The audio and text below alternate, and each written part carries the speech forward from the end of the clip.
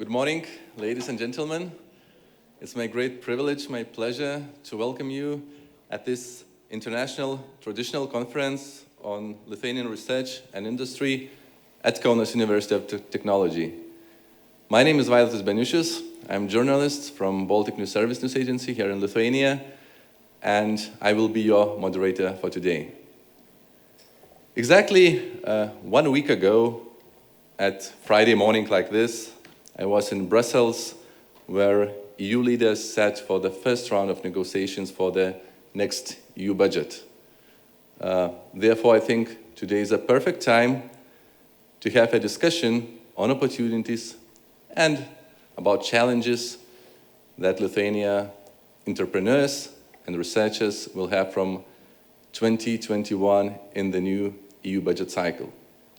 As we all know, the differences so far remains quite big between East and the West, and it's also concerning the specific discussions about research funding in Horizon program, where Lithuanians and other Eastern Europeans keep pressing for more stimulus, more incentives, so that so-called new EU member states could faster catch up with their Western counterparts. But this is just a small part of the topics that we will discuss today. And I'm really happy that today we could hear from Lithuanian state officials, from EU officials, also from business people and from researchers, their insights, how to deal with the challenges and what opportunities lie ahead from 2021. So I truly believe it could be a step forward so that Lithuania and probably other countries could better use those opportunities. For opening of this conference, I would like to invite the host, the rector of university, Mr. Eugenijus Valatka. Thank you.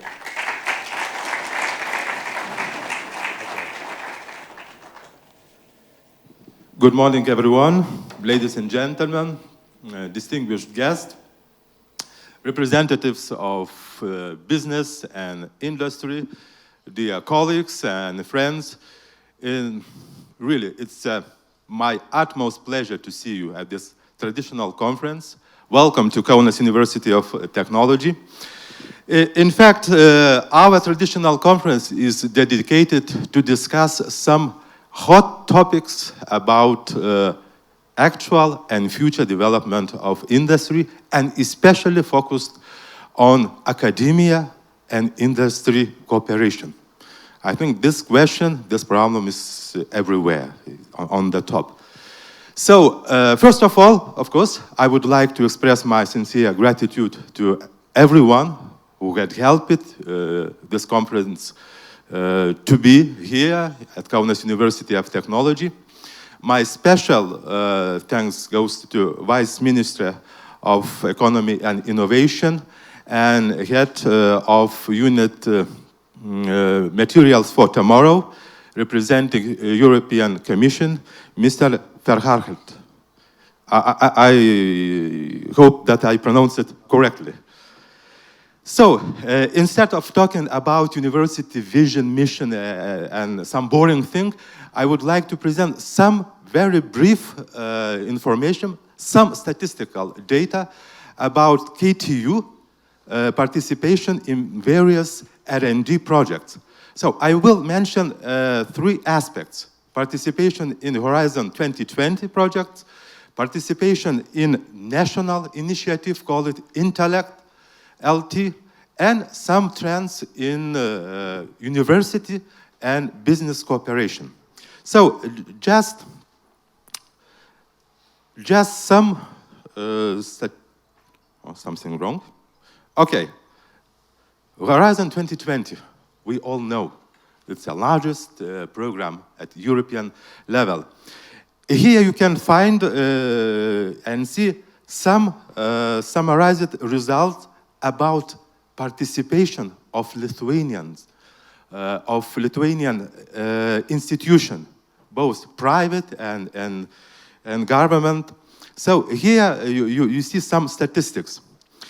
The the problem, what I very often hear when talking with some officials from government, that for every €1 which Lithuania paid for this program, our scientists, our researchers, they earn only roughly 45 euro cents. It is correctly, Vice Minister? Yeah. Just for further discussion and some ideas. This slide I like very much. I adore this, in fact, this slide. Because here you can see a top 10 Lithuanian participant in Horizon 2020 and Kauno University of Technology. In terms of a number of participation, is a leader. That's really, really, I'm proud that due to this fact.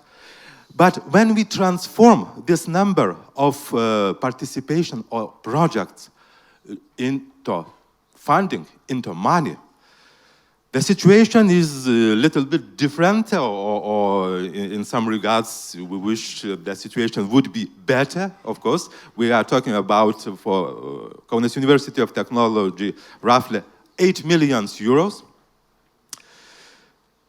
Well, always I say that there's room for improvement, but later maybe we will discuss about possible reasons. Why it doesn't work? Oh. Just to have some ideas about organization participating in Horizon 2020 projects, you can see that for-profit organization, 22 projects, and higher or secondary education organization, 20 projects. When we talk about small and medium enterprises participating in Horizon 2020 projects, we can see that the highest number was attributed to state-owned company Oro Navigacija, and you see some other companies, mainly representing high-tech, in ICT, in health tech, in renewable energy, or avionics. When we talk about money and EU contribution, so you can see that these projects, they differ in terms of the amount of funding allocated. Let's say Don Stoik company Nano Avionica participated in 3 projects, but earned the largest amount of money. Intellect LT, I mentioned it about national or Lithuanian initiative, thanks to Ministry of Economy and Innovation. This initiative, this measure aims to encourage business to participate, to invest in product development, in innovation, and to bridge with academia, the main aim. So here you can find the main statistics. So far we had 4 calls. Here you can see all funded projects in blue, and statistics show that part of these projects were in fact done in collaboration with academia. And some projects with the participation of Kauno University of Technology, here you can find also. Well, in my opinion, Intellect LT project is successful. What? Why it doesn't work? Oh, here. Here you can see some results. The main results in collaboration with academics of Kauno University of Technology. Here some brilliant, I'd say, results are presented, ranging from ICT, chemistry, and business, and health tech. Very interesting project is the creation, or concept of creation, of floating photovoltaic plant, Kruonis. Here, just to have some ideas about KTU revenues when working with industry and business. Here you can see that last year, roughly 2.5 million of euros were earned with our industrial and business partners. It should be noted, and for me it's really a positive sign, that roughly 20% already of this revenue are composed with cooperation with foreign companies. How about the future? Here, this slide I would like to comment a little bit. Perhaps you know French President Macron initiative to create at least 20 universities, European universities, and really we are proud that our project together with ECIU, it means European Consortium of Innovative University, this project was successful and financed by European Commission. So looking into future, we really enthusiastic because it's a large network. And the philosophy behind this network is a so-called challenge-based learning, challenge-based education, and challenges will be created and proposed by industrial partners, not by academia. So very ambitious, very interesting project. And this project starts on the 1st November. And kick-off meeting at 7 November in Brussels. Of course, networks and participation on international scale, that's important for every university. For us, it's no exemption. And we really we look forward for Horizon Europe project and networking and participation in various networks like CESAR or ECIU or European University Association. Well, to finish, I think it's a little bit provocative, my finish of my presentation and end of my presentation, but I'm really happy that 2 days ago I received this message from European Commission and stating, you can read, changes to funding structures are needed to increase levels of cooperation between universities and businesses in Lithuania, and in fact levels of cooperation between academia and business, if we compare with other countries, is really low, alas, but so probably keeping in mind this, as I said, provocative a little bit statement of European Commission, I wish you really good conference, open discussion, fruitful discussion, and thank you for your attention.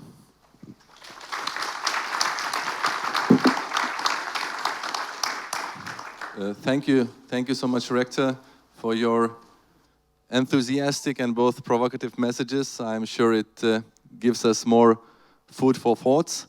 And now it's my pleasure to welcome on the stage the Deputy Minister, Mr. Gintaras Vilda, Deputy Minister of Economy and Innovation, to provide a keynote address on which we will build our further discussions.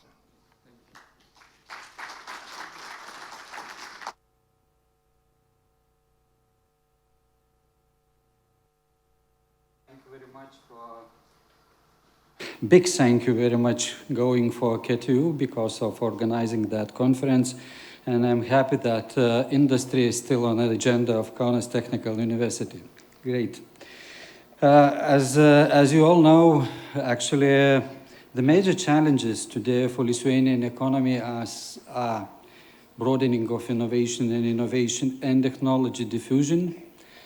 The next one, actually, digitalization. I'm not talking about the digitalization of industry. I'm also talking about the digitalization of government. We are also talking about the such initiatives as GovTech. The third one is a circular economy or decarbonization in general. And we as a ministry, of Economy and Innovation, we have chosen the path to turn these challenges into opportunities, which requires understanding what we need to do, how we need to do, who will do it, and when it needed. And for that reason, in April 2018, we have launched an innovation reform to ensure the broadening of innovation and diffusion of innovation. The main goal of innovation reform is to create an environment which would facilitate innovators to innovate. In order to create such environment, we start actually several projects under the innovation reform. First of all, we would like to review ecosystem and ensure the smooth co-functioning of the ecosystem. An example, to make our agencies much more open for business and academia society. Oh, it's my presentation. Yeah. Another one, we would like to make our agencies in a little bit different way. We would like that the agencies meet and talk with academia and with the business companies as with investors. It's a little bit different point of view. When you provide money, you are talking at the money-given person. But when you meet the investors, Invest Lithuania very well know how to talk with investors in Lithuania. It's not such easy way. But nevertheless, we need to do that. Secondly, we need to create an ecosystem by launching an innovation fund that will reduce the country reliance of on European structural funds, which today are expensive, difficult to administer, difficult to access, due to the bureaucratic apparatus created by our agencies, not the European Commission, but by our agencies, and to make work smoother. In other words, agencies need to serve clients as business. In areas of science, technology, and innovation, it's also important that we have properly evaluate all activities we do today. And I'm talking about the research, I'm talking about the development, and I'm talking about the innovation activities. And actually, we need to give the weight for each activity and to create an incentive mechanism to support it in all levels. Because today, we're just talking about the R&D and sometimes about the innovation. And from the perspective of Ministry of Economy, it's really important to talk about the innovation and the R&D activities, because R&D activities actually important for innovation, and innovation is important for all of us, because just innovation makes an added value which can divide between the citizens. To boost digitization, we have produced industry digitization roadmap, outlining the short, medium, and the long-term goals and objectives, and the measures to be taken to digitize industry. As Ministry of Economy and Innovation, we seek to make regulation and legal environment as convenient as possible for innovators to innovate. And we are working with the European Commission, with our Competition Council, the Lithuanian Innovation Center, with our innovation agency MITA, to review the state aid scheme and to negotiate with the European Commission general block exemptions to enable our businesses to integrate into strategic value chain or important projects of common European interests. And in order to implement these ideas, our ministry is deeply involved in drafting of National Progress Program. And we invite you, please join us, because the national progress program without voice of you will be not national, but just bureaucratical program. And the first goal and the objective of the program are so constructed that we create the conditions for our citizens through innovations to create a competitive economy in our country. And I would therefore like to wish the conference success, and I believe that in the panel discussion today, with your questions, I hope we will be able to find the solutions for how to use the Horizon Europe, how to properly implement national progress program, and smartly use the EU structural funds for the next period. Thank you very much. Yes, Deputy Minister, please stay with us for a panel discussion. As you mentioned, you're waiting sharp questions about what you spoke, so please join us. And thanks so much for outlining the government vision. What about the presentation? Okay. Would you like? It will be after the panel or before? Okay, we can do it now, yes? Yeah, I can do it. We can do it now, and afterwards we move to the panel. That's fine. Okay, thank you. So, as I understand, time for presentation. Yes, please do. Good, thank you very much. I will do that from this page. Yeah. So now I switch to my presentation. Thank you very much once again. As all you know, the ministers of EU member states during the ministerial debate of the Competitive Council on 27th of May in 2009 in one voice knows that European industry remains a crucial factor in the EU economy, which is the second largest in the world, and the EU needs a stronger industrial policy and more integrative single market. And the European, as well as Lithuanian industry, is however facing considerable challenges, including digitization, circular economy, compliance with environmental requirements, and many others. And to respond to these challenges successfully, industry needs substantial support on both national and EU level. Industry is very important for Lithuania as it generates almost 21% of GDP. So today I would like to share some thoughts with you about how the Ministry of Economy and Innovation, fostering innovation and industry digitalization in Lithuania by implementing prepared Lithuanian industry digitization roadmap 2030 and the innovation reform. There is three key elements of the reform. First of all, to revise STI ecosystem. STI, it means science, technology, and innovation. Ecosystem interaction to revise innovation support schemes and to attract talents, R&D orientated FDI to Lithuania as well. Yeah, I have colleagues from our agency in West Lithuania, and they are exactly responsible for attract of talents and R&D related foreign direct investments to Lithuania. The right person he is. Yeah. So recently, Lithuania took the key decision with a clear view to ensure a healthy and efficient innovation ecosystem. Efficient innovation ecosystem is directly dependent on the robust and clear interinstitutional coordination and clear responsibility of the policymakers.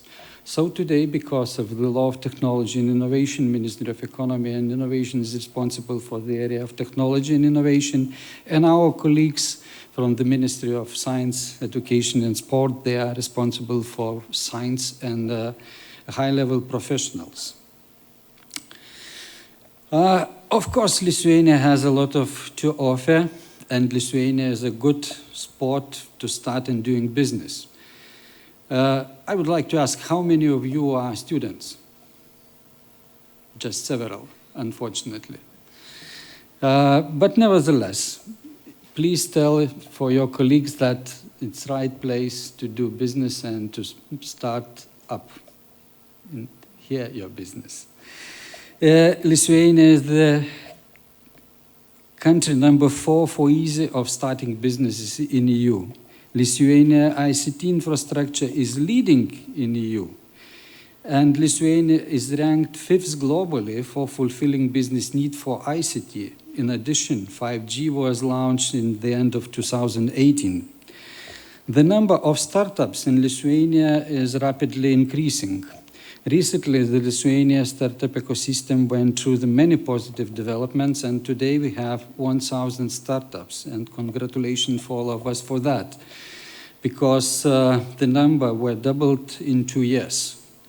According to the Manufacturing Risk Index report 2018, Lithuania is ranked as the second most attractive location in the world for the manufacturing investors. That's why yesterday we announced as number 11 in the world for ease of doing business. Challenges. As I said in my welcoming speech, Lithuanian STI ecosystem will face the major challenges of today. These are broadening and diffusion of innovation, digitization, and the circular economy or decarbonization. In order to change these challenges into opportunities, actually, we need to understand about what we need to do, how it should be done, who will do, and when.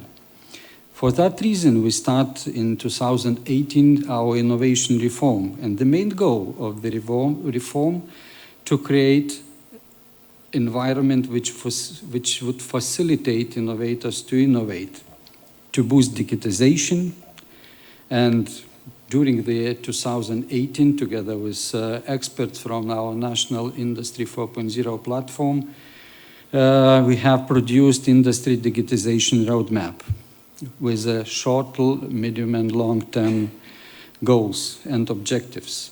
And along with the digitization of industry, it is very important to open way for the circular economy.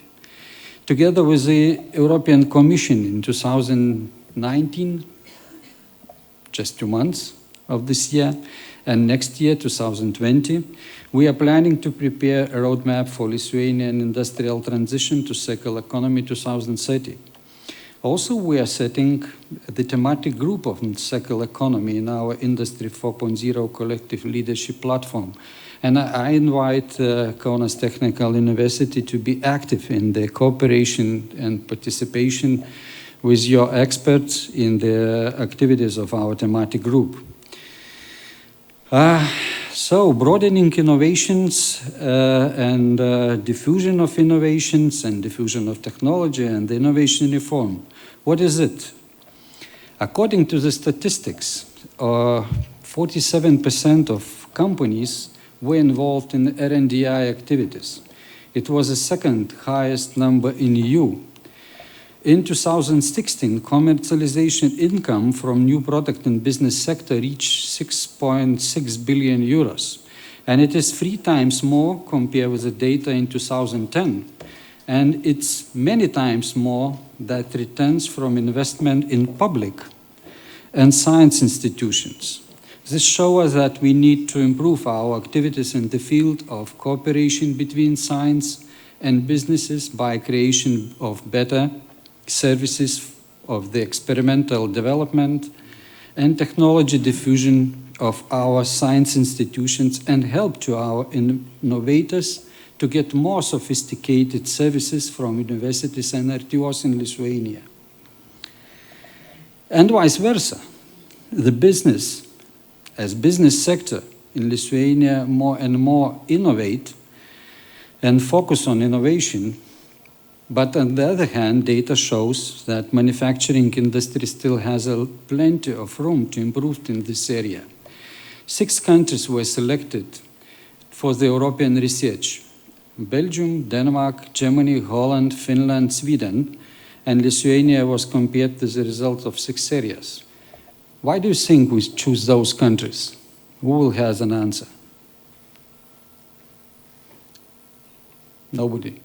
They are most innovative and they are manufacturing companies. They have strong industry. The graph shows that obvious the graphs show obvious result for us.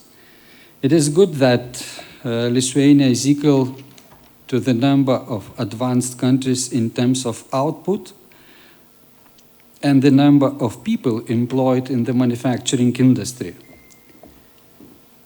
But in practice, wherever we have unused reserves in all areas because other countries are getting better results, there is a need for incentives for companies to increase production productivity, digitalization of company, increase the share of higher value-added products for the industry. And our promotional measures, such as Intellectuality, which was mentioned by you, Rector, InnoVouchers, Regio Potential, Eco Innovations, Digitalization LT, Smart InnoTech for digital innovation hubs, have become more accessible to innovative enterprises and startups that are running R&D activities. And again, don't blame ourselves. According to the EU scoreboard, Lithuania performance in innovation improved very strongly by 20 percentage points in 7 years. Innovation-friendly environment and linkages between people are the strongest innovation dimension. Clusters and more than 72 innovative SMEs collaborating with others. Cooperation between science and business in R&D is almost higher than in EU.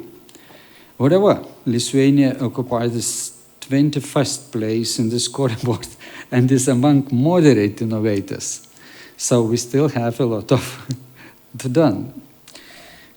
Because of that, Lithuania has started a revision of public STI institutions, agencies, and support measures. We dedicated to start with the new innovation fund and upgrade our agencies into one, more business-oriented innovation agency.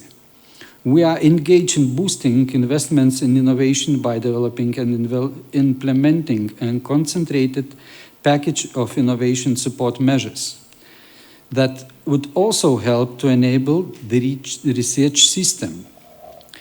Finnish example of Business Finland was used for model of our innovation agency, and I hope that you know that Business Finland is the engine of innovation ecosystem in Finland. So we hope that our innovation agency also became the engine of the locomotive of our innovation ecosystem. We have conducted the interim evaluation of the Smart Specialization Program, which provides evidence-based analysis for policymaking. According to the analyzed data, the priority areas such as engineering industry with new processes, materials, and production technologies, health industry, and biotechnology, as well as ICT sector, demonstrate the highest potential. As it was mentioned before, the Lithuanian growth strategy is based on boosting the productivity growth and increasing the competitiveness. Lithuania was the EU leader in terms of productivity growth in 2017. The focus is to maintain the momentum and to reduce the productivity gap in the medium term. Our knowledge-based sectors, such as biotechnology industries, laser manufacturing, engineering industry, together with the sectors of machinery, electronics, mechatronics, and information technology are expanding, and we are making efforts to expand the high-tech sector. Because of innovation reform, by 2020 we expect not 47, but 53% of innovative companies to operate, 3% to increase of GDP, and 10% increase of export, plus the regular forecast of economic growth. Here I will start my second part of presentation, and I will talk about the digitization or transformation of Industry 4.0 in Lithuania. Nowadays, as I talked before, we have a lot of challenges, but unfortunately we have plenty of weakness. But not only Lithuania. I am happy to announce that all EU member states face 4 weaknesses. the slowed speed in decision-making and implementation, lack of venture capital, too few scale-ups, and bottleneck of talents. Who will say that it's not true? Yeah.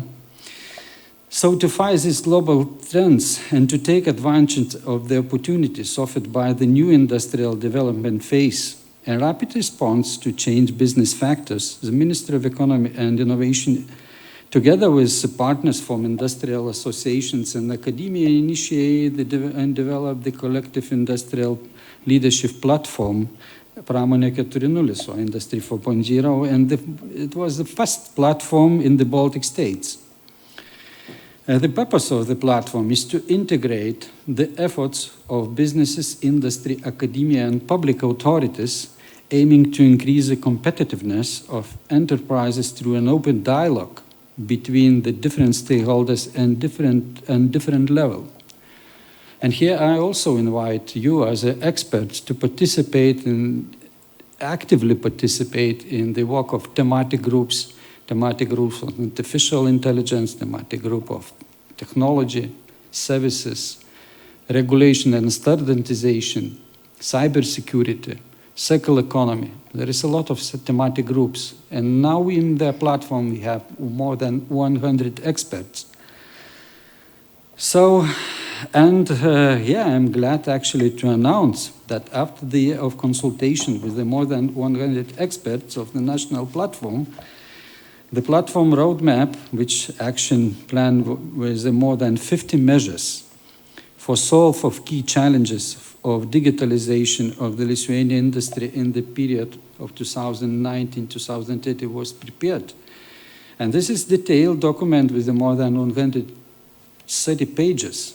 And the ambition of Lithuania is to lead in the digitization in the region.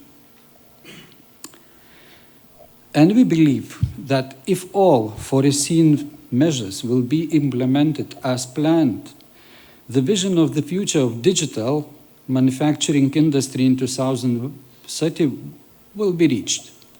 The first statement of vision is the most important and shows what kind of industry we want to see in the future. And this is a great ambition because the vision is different from the current situation.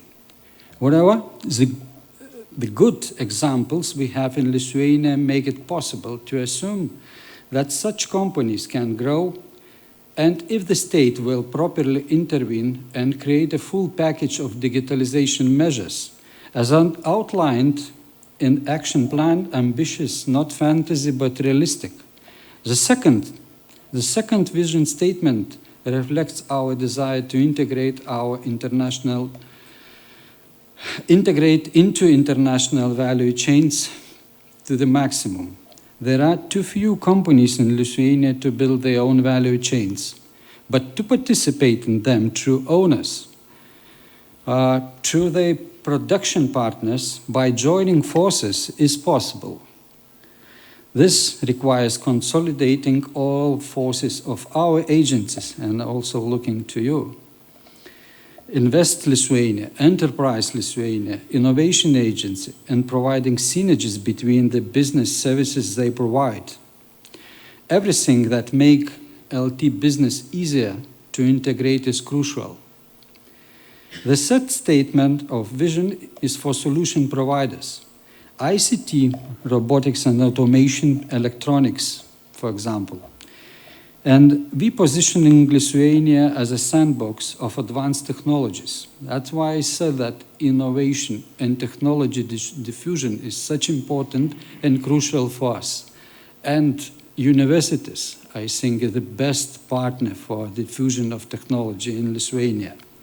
This is not the case so far, but for example, Invest LT attracts to Lithuania advanced production companies with a high R&D intensity. And if roadmap measures will transform local manufacturing industry correctly, the vision achievement is quite real. In this slide, you can see the bird's-eye view showing the key groups of measures of Lithuanian industry digitization roadmap that can improve our strength and help overcome the weaknesses.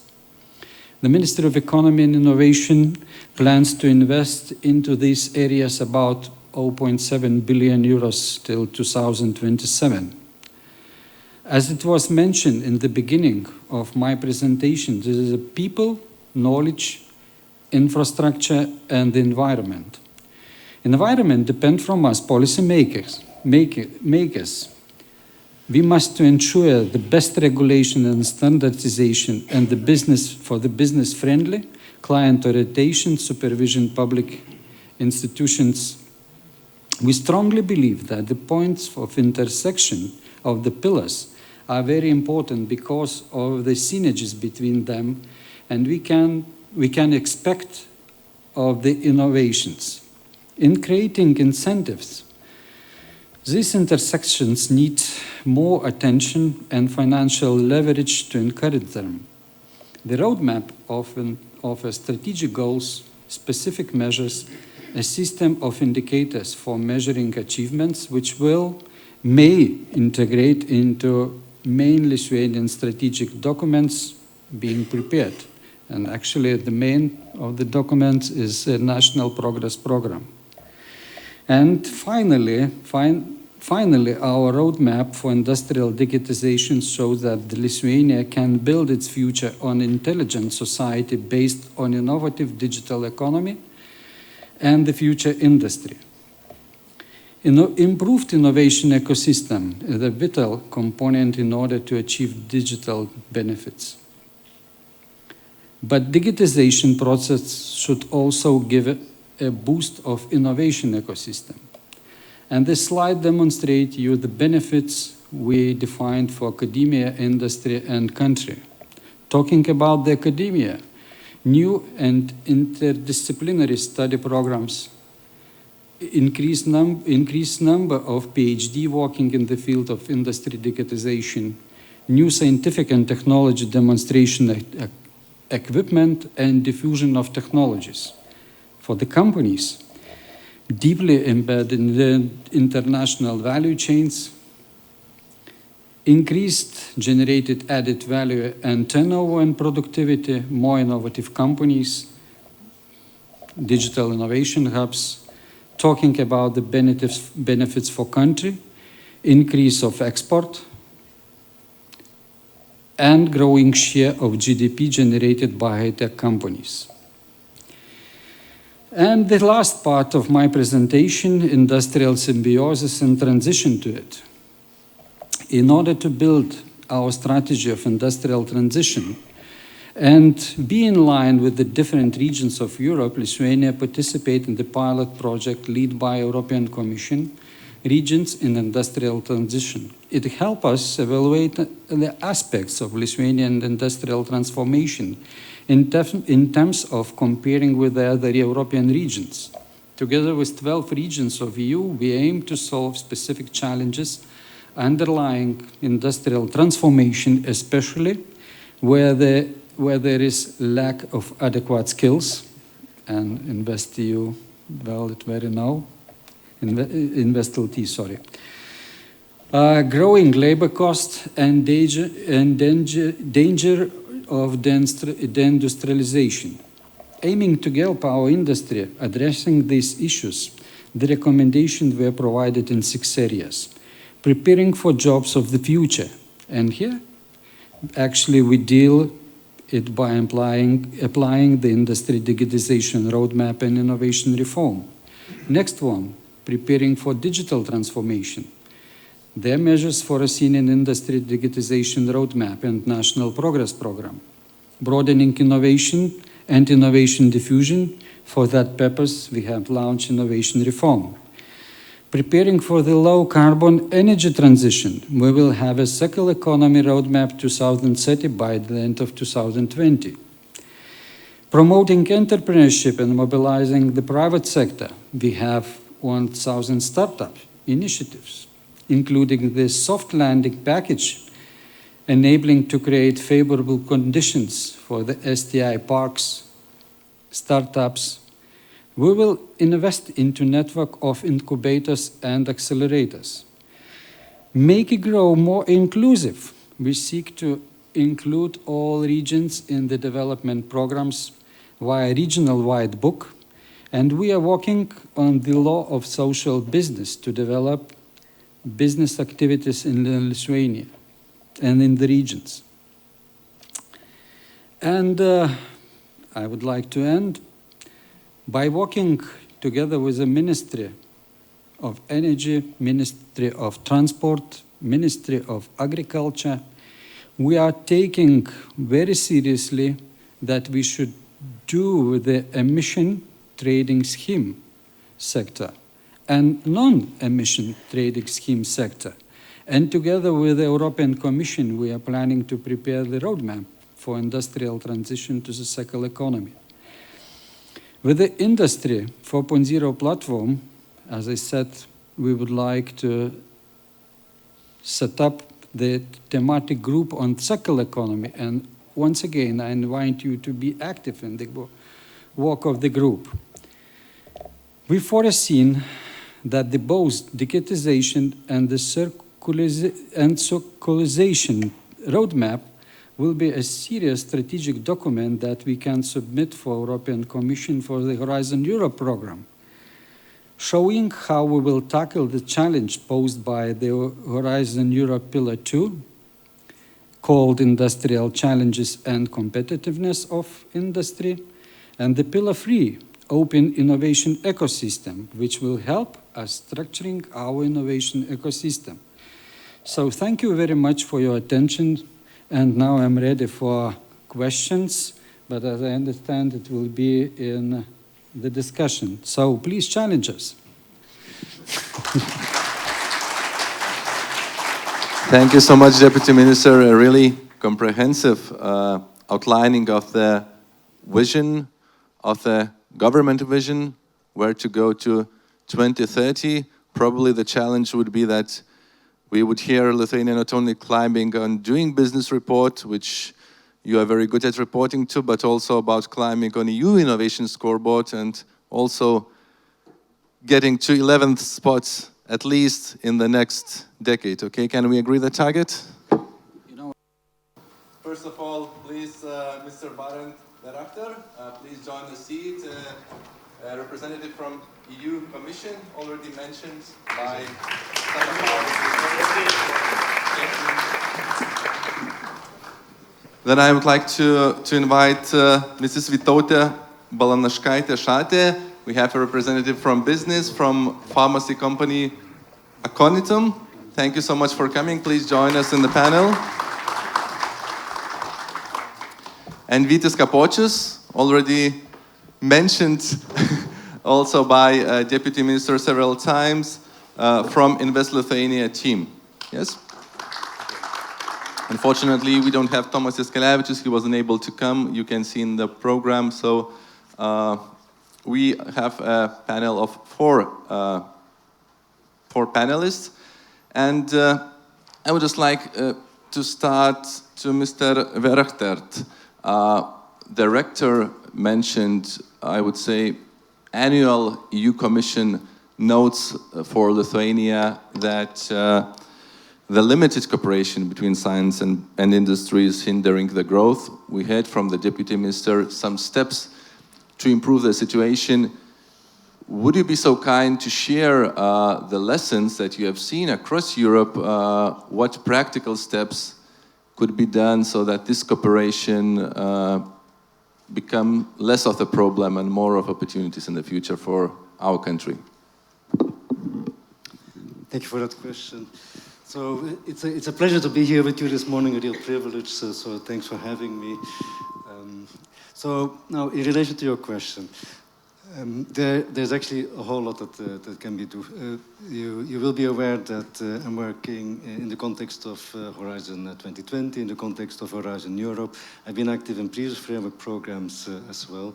And one of the key features, one of the key parameters, so to speak, on how these programs function is actually through cooperation and collaboration transnationally, but also between businesses and academia research organizations, other stakeholders. And we see that it's an extremely successful model, because basically by doing so you create a win-win situation. It's good for businesses because they get access to knowledge, to competence, to know-how, to technology and so on. It's good for academia because in this way they can see a future for the work that they're doing. It's not just curiosity-driven research that is being supported, but actually research that in the longer term and even in the shorter term will lead to real applications and will make a difference for the businesses and will make a difference for society at large. Because evidently, and that's an important lesson that we have learned, that it even goes beyond your question, you know, what we do has to be, must have a purpose, you know. And so when we design our research programs, when we design our innovation programs, we do it not for ourselves, we do it for society, we do it for citizens, we do it for consumers, we do it for patients. And so we need to learn and understand what the needs and perspectives, the hopes, the aspirations are of these people, and then work our way back. Now, if you're a business, if you're in academia and you have an interest, and you should have an interest in fostering a sort of collaboration, of course, you can actively participate in calls, but actually you can take steps way back in anticipation of those calls. And I can give a few examples. There's a system of what we call European technology platforms, which specialize in a specific sector, on a specific technology.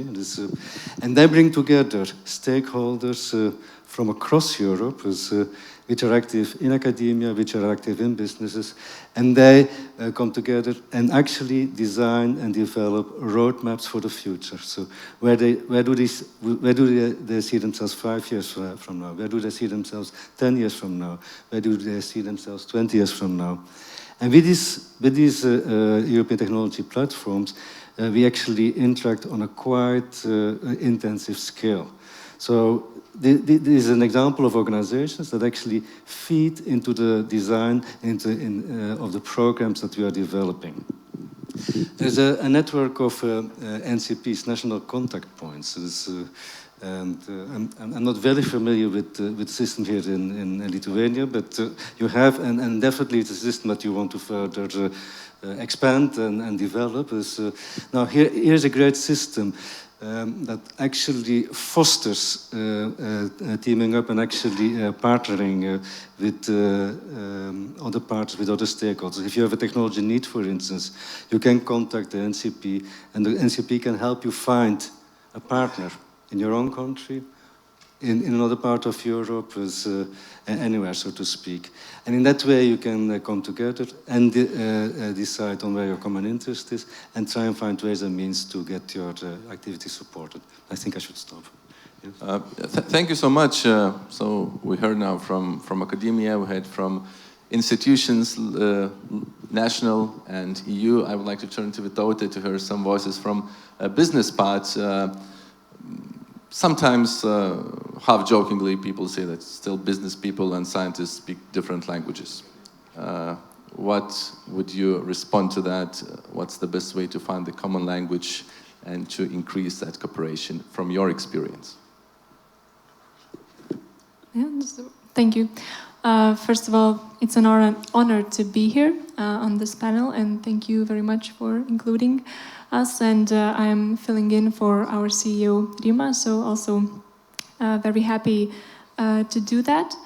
And just I want to say briefly, maybe not everyone is familiar with our company, so that there's a little bit of context. We are a smart specialization pharmaceutical company. We develop and produce herbal medicines and food supplements since 1999. And as of today, we export to more than 60 countries all over the world. And hopefully I will be able to share some of our innovation ideas for the future. But now to come back to the question that you say, whether business and academia speak different languages. I believe that they are very different in many ways, and there is a challenge in cooperation, really. when we have to make new projects, when we want to make something innovative, we always look how to really put it on the market for the client, for the patient, for the customer. In academia, we know that there is also an interest in publications, maybe a little bit different outcomes sometimes, and we have to find a way to navigate through that. Also patents and all of these things. So there is a challenge, but I wish to say that we work with universities really closely. Also the KTU, Kauno Technology University, and Lithuanian Health Science University, and we appreciate their input very much, and we cannot do without them, because it's impossible to innovate for business alone at the rate that we need to innovate today, because the demand for innovation is really at a very, very high quality innovation you have to make to be competitive in the market. So it's impossible for us to do it alone. We have to rely on them, and I really wish to say that. Also, thank you for the bringing up those uncomfortable points that we need to very much improve that in cooperation. I think they are true, and we are very much eager to really make it better and to really make this cooperation work and put innovations on the market. I hope that today's event is also at least a small step toward that direction, and therefore I would like just to ask the audience to be active. You can raise your hands anytime if you want to intervene, if you want to ask the question. We have people with mics who may bring it to you so that we discuss the topics that are relevant to you, not for me as a journalist whose job is to ask many questions each day. If anybody has questions now, please. It's always the hardest, the first question, but I get we'll get them. Anytime, please let us know if you want to have questions. And Vytis, before the conference, we chatted in the next room, and obviously our talk turned to education as, say, the main topic which is relevant towards attracting business. We also heard officials who now keep saying during this tax reform that it's usually not the taxes, but the skilled labor force that is #1 issue for investments. What would be your insights on this topic, where we can move forward? We'll have a representative from Education Ministry later, so before that, it would be very interesting to hear your insights. Yes, so indeed, good morning, everyone. Great pleasure being here. Thank you for inviting for a panel on this really interesting question, where do we need to invest? And indeed, I see here many business leaders, many academia leaders, actually, I believe in a right position to make these important decisions, I would say, for our country and for our future. I will come back to the question of education, but first of all, I would like to start actually and continue on the idea Mr. Verhert very nicely mentioned. I believe Vytautė and myself here, we are representing today this younger generation, the so-called Y and Z generations, and also our minister very nicely mentioned we're going to face great challenges in the next decade, and these challenges are macro challenges, not only on European, but also on a global scale. Just to mention a few examples, for example, agricultural practices, yes, deforestation, environmental pollution, oceans full of plastic. So all these challenges, actually, we do not necessarily see them today, in our daily lives, but actually our generation, younger generation, our children, this is going to be the big problems we're going to need to solve. And the way I see it, it's actually Horizon 2030 program, this funding available in the European Union, actually presents a fantastic opportunity for small nations like Lithuania is to step into the forefront of these disruptive technologies, to provide the solutions not only for businesses, to generate greater profits, with their research and innovation programs, but actually to solve the problems the society face. And here I come back to the question of educational systems. If you look into the top countries, which are the most rich countries in the world, which are leading in terms of, many different, let's say, rankings, you would notice that none of these countries, are rich if they don't fulfill one criteria, if they don't have education systems which are really efficient. So of course now it's an open question how to get there.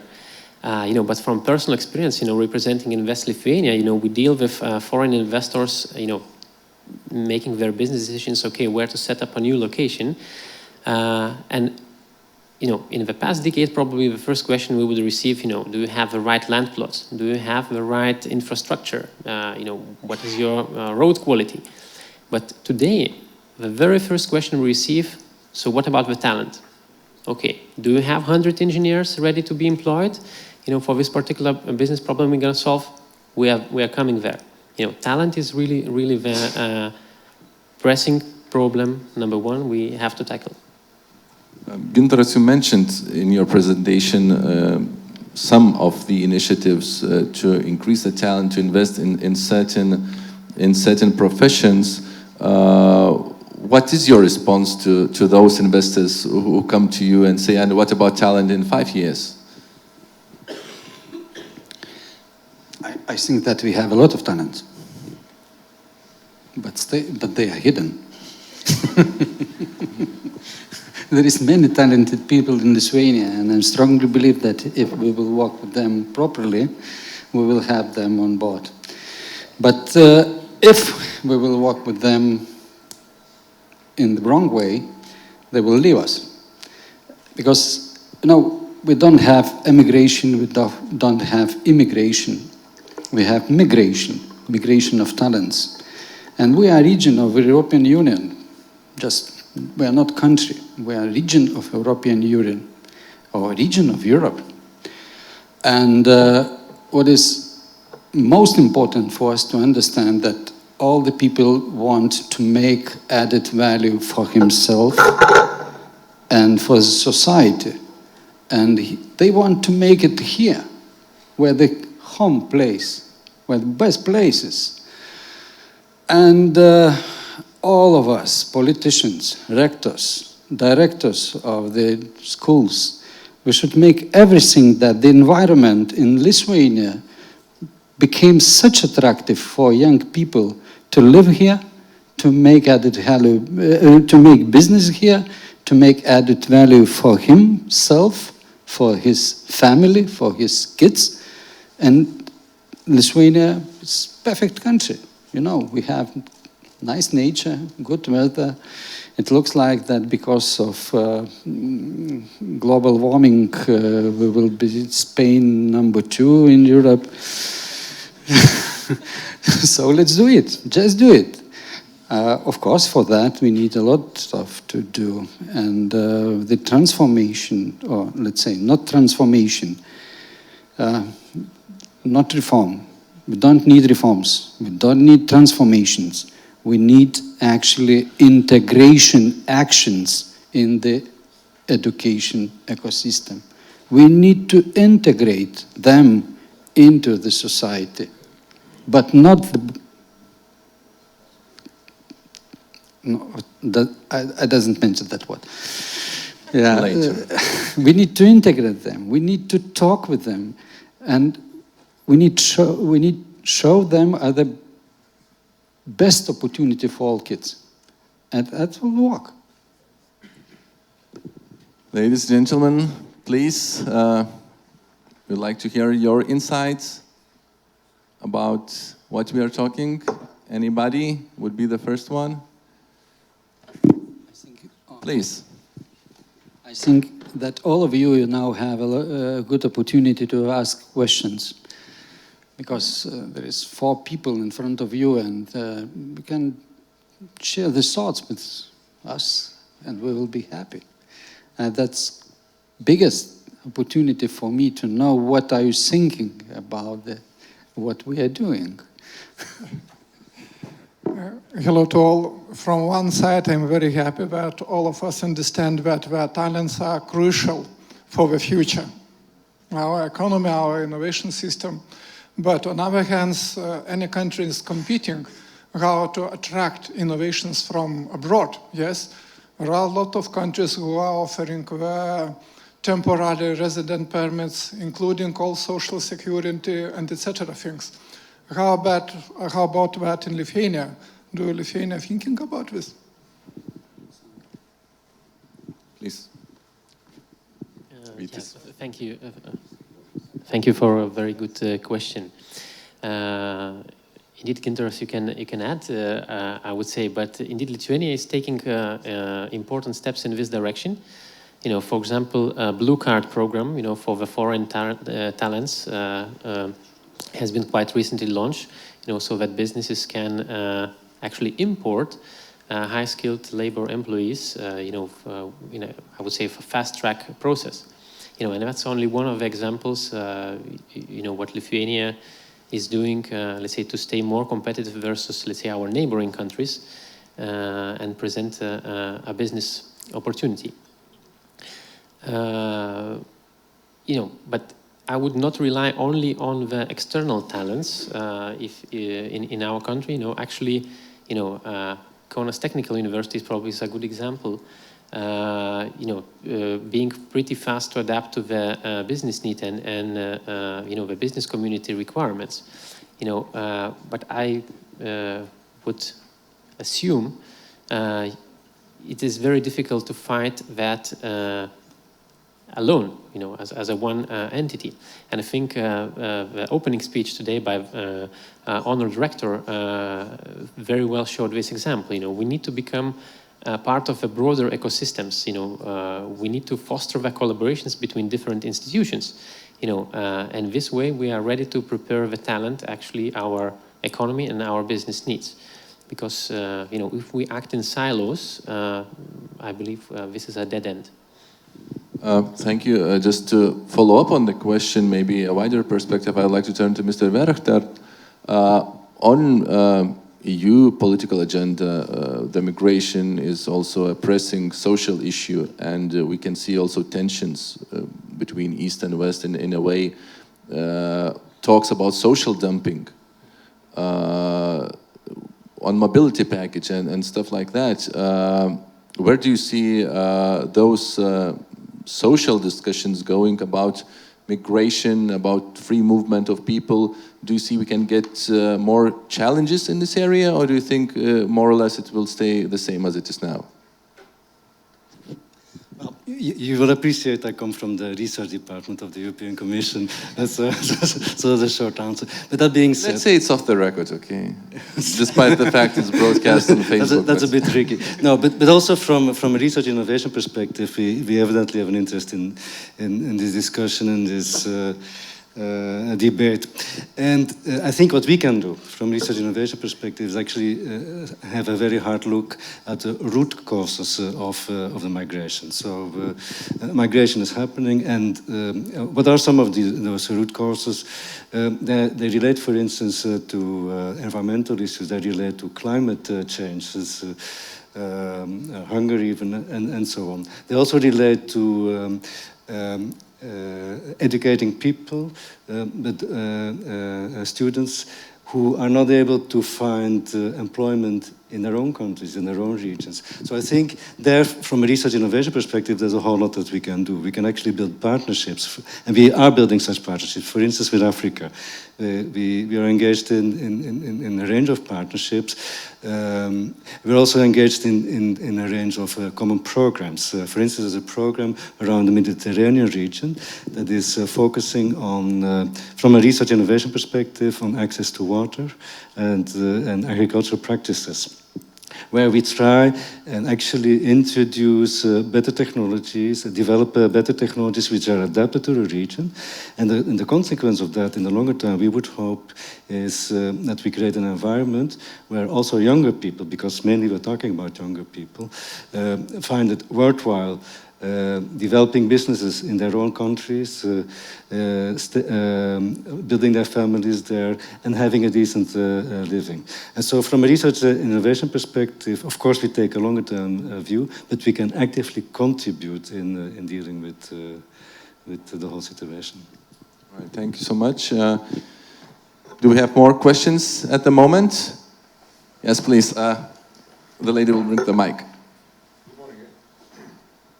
Good morning.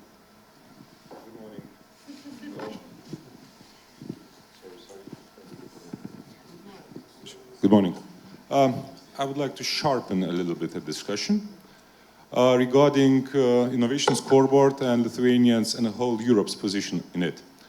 Actually, we as Lithuania are amongst moderate innovators, but the whole Europe facing the same problem. If we will look at the ratio which defines what is the R&D investment intensity compared to GDP, okay?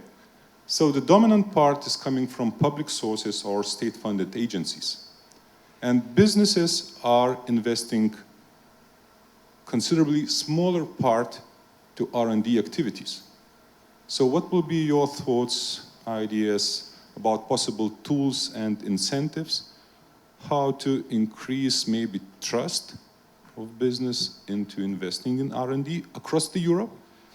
At the same time, we are competing with the same China, United States, and can we do something? Maybe those public funding incentives are somehow decreasing our own trust that we can do that. Thank you. Thank you so much, Mr. Werchter. May I start from you? Well, you may start with me, and I'm sure that my colleagues here will have a whole lot to add. It's a very complex question you're asking, evidently, that we need to address at a whole range of levels. So it's absolutely correct, your analysis that the bulk of investment in research and innovation in Europe comes from the public sector. And the bulk of that actually then in turn comes from member states. So I think that's the first place to start looking what is happening there. Now, from a business perspective, what are considerations when investing in research innovation? Well, we need to acknowledge, that in Europe, the mentality is somewhat different from mentality in other parts of the world. For instance, we do not have the equivalent of Apple or the equivalent of Microsoft. There's very few such examples that you can identify at European level that is a reality of life. So there's, let's say, some sort of cultural thing there. Secondly, there is considerably less venture capital available in Europe as compared to other parts of the world. And that plays a role in that dynamic as well. So that's something that we need to be working on as well. Sorry, and in terms of my initial remark, in terms of, okay, what is the attitude that we have and so on, I think that listening to the presentation of Minister Vilda a few minutes ago, it's very encouraging to hear that the country such as Lithuania, that you have a very steep markup in terms of startups. So that's exactly what we need. So we need to create a climate that actually facilitates the creation of such startups. Then, thirdly, I'd say we need to look at the regulatory environment. So investing in new technologies is one thing, but we do know that whereas we pride ourselves in Europe of having a regulatory system on the safety of our products, which we reckon is very often of the highest standards at world level, at the same time, it's often perceived as a hindrance to further innovation. And for that reason, we have not only the precautionary principle when we are developing new technologies, but we now also are promoting something that we call the innovation principle. So in other words, when we develop a new regulatory framework, that we do keep in mind that it should be developed in such a way that innovation is fostered rather than hindered. I'll give maybe one concrete example, new breeding technologies.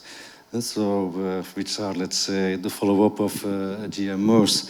We all know that GMO technology actually has been invented in Europe. So the basic research has been done here, the basic patents have been taken out here, the basic technology has been developed here, but it has been commercialized elsewhere. And I think the regulatory framework that we have for GMOs in Europe, explains that to a very large extent. Now we're talking about new breeding technologies, and exactly the same debate is happening again. So it is a very good moment for Europe, to take a step back, to breathe and think, okay, what is the future that we want? So the regulatory framework is all important. And then the scoreboard, of course, will also show you that in Europe, we actually excel in research. We excel in scientific publications. We are very good at taking out patents, but we are not good at all in turning those patents then into exploited.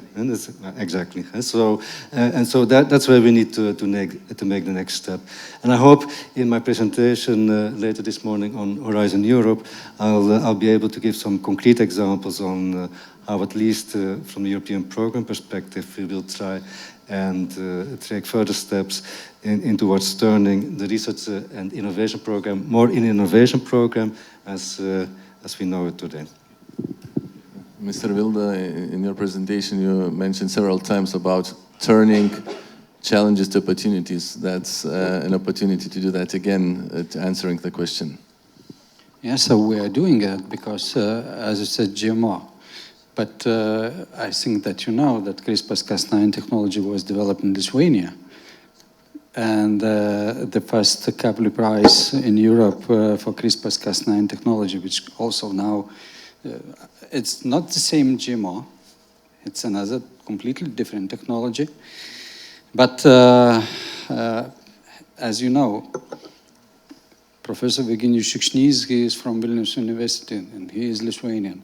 He won the Kavli Prize together with down at Konferencija. But on the other hand, for example, situation around Europe, USA, editors, the same CRISPR-Cas9 technology, 1 billion euros venture capital.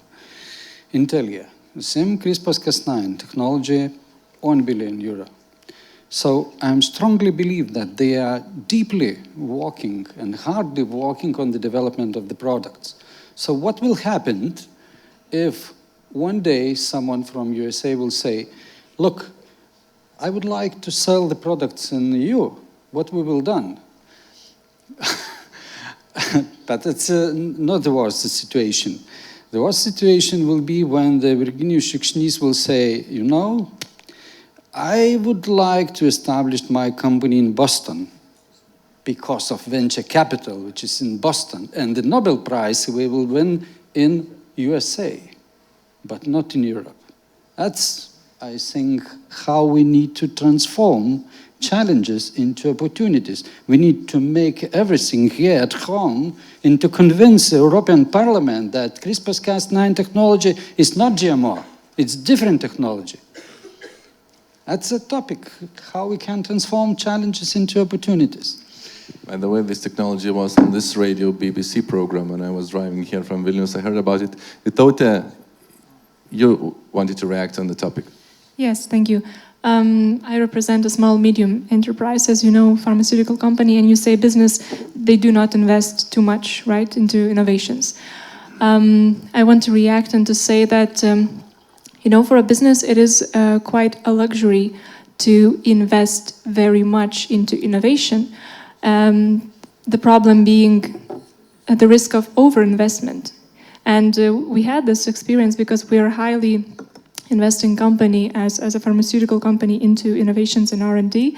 And basically, if you step over the line and you overinvest, you go bankrupt and you're gone. So it's not like someone will, you know, look out for you and pull you and keep you going. So business really, really has to always not just innovate, but really evaluate the market potential. And this is basically, I think, the main problem, at least in life sciences, to invent, to be a scientist, to make some scientific breakthrough. In the life sciences, biotechnology, for example, you have to have a different mindset than to go on the market and commercialize it. And we have quite a lot of startups in biotechnology. I think really a lot by the scale of Lithuania. And the problem is some of them, they are startups for 12 and more years, and they just remain startups, and their ideas, they never go on the market. This is a huge gap that we need to really bridge between innovating, making good, innovative ideas, and actually commercializing them, putting them on the market, making them available for the public and for the patients. So basically, it's very difficult to put it all in one company and say for business, be the scientist and be the commercializer, be the marketer, be the seller, everything. So this is where the collaboration and what we spoke about, the universities, everything has to come together. Mr. Vilda. Thanks, Vytautė. Your question was very good, and I will talk about this in figures.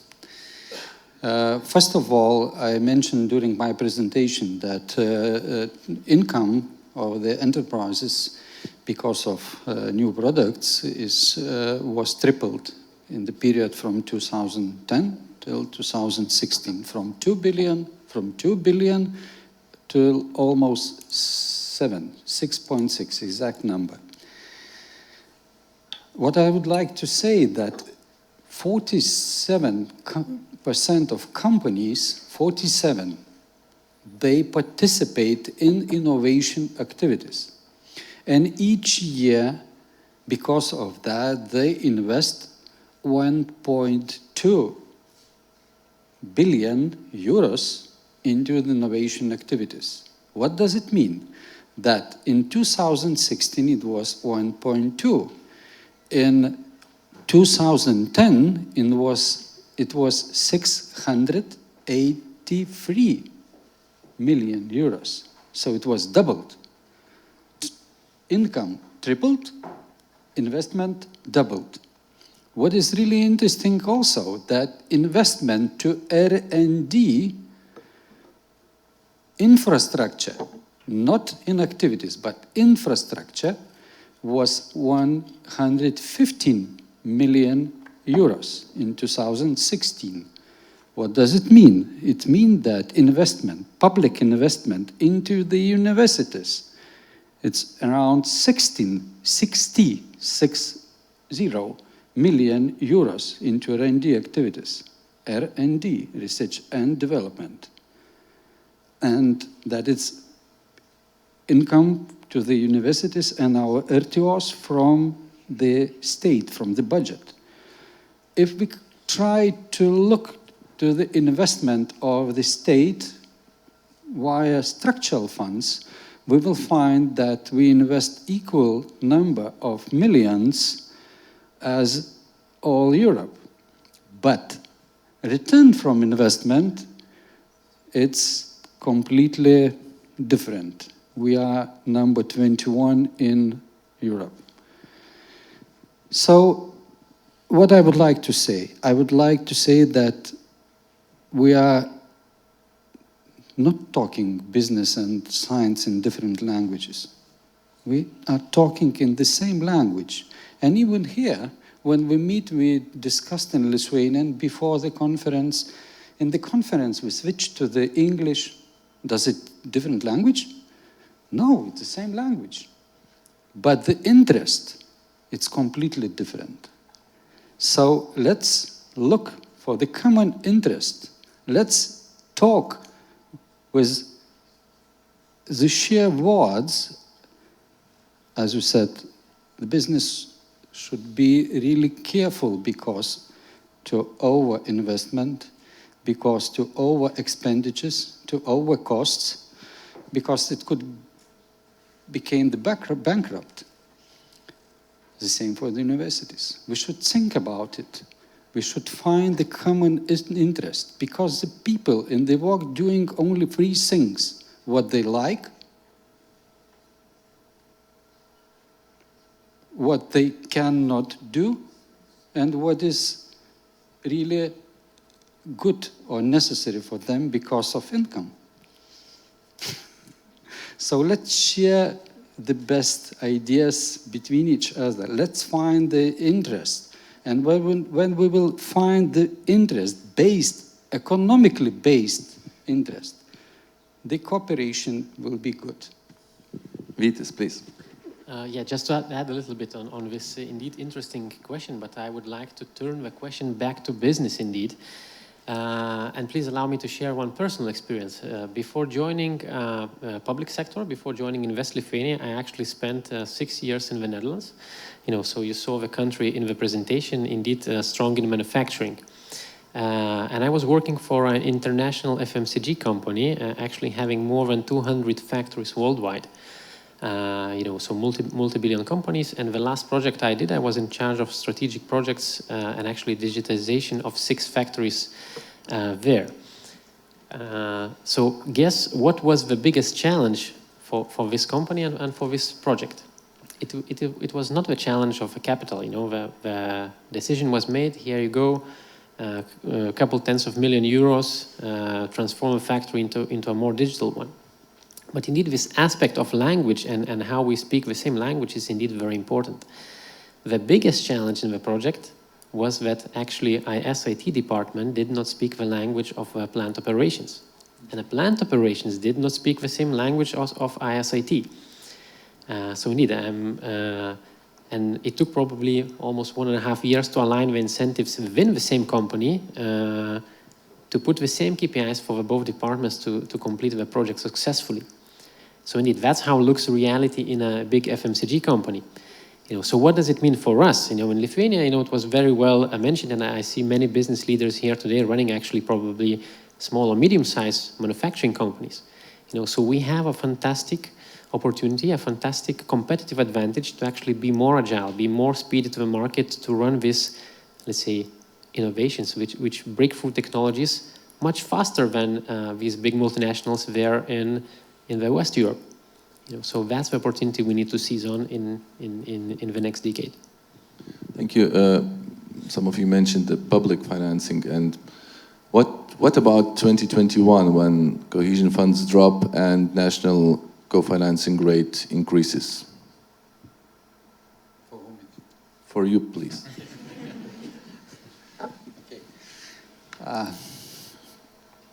Strange situation, we understand that the state, that cohesion funds or European regional development funds will be reduced. But in which area? It depends. So now on the negotiation with the European Commission, and the European Commission said, okay, smart Europe is important for us, and we will invest in innovation. Smart and talented people are important for us, and we will invest in it.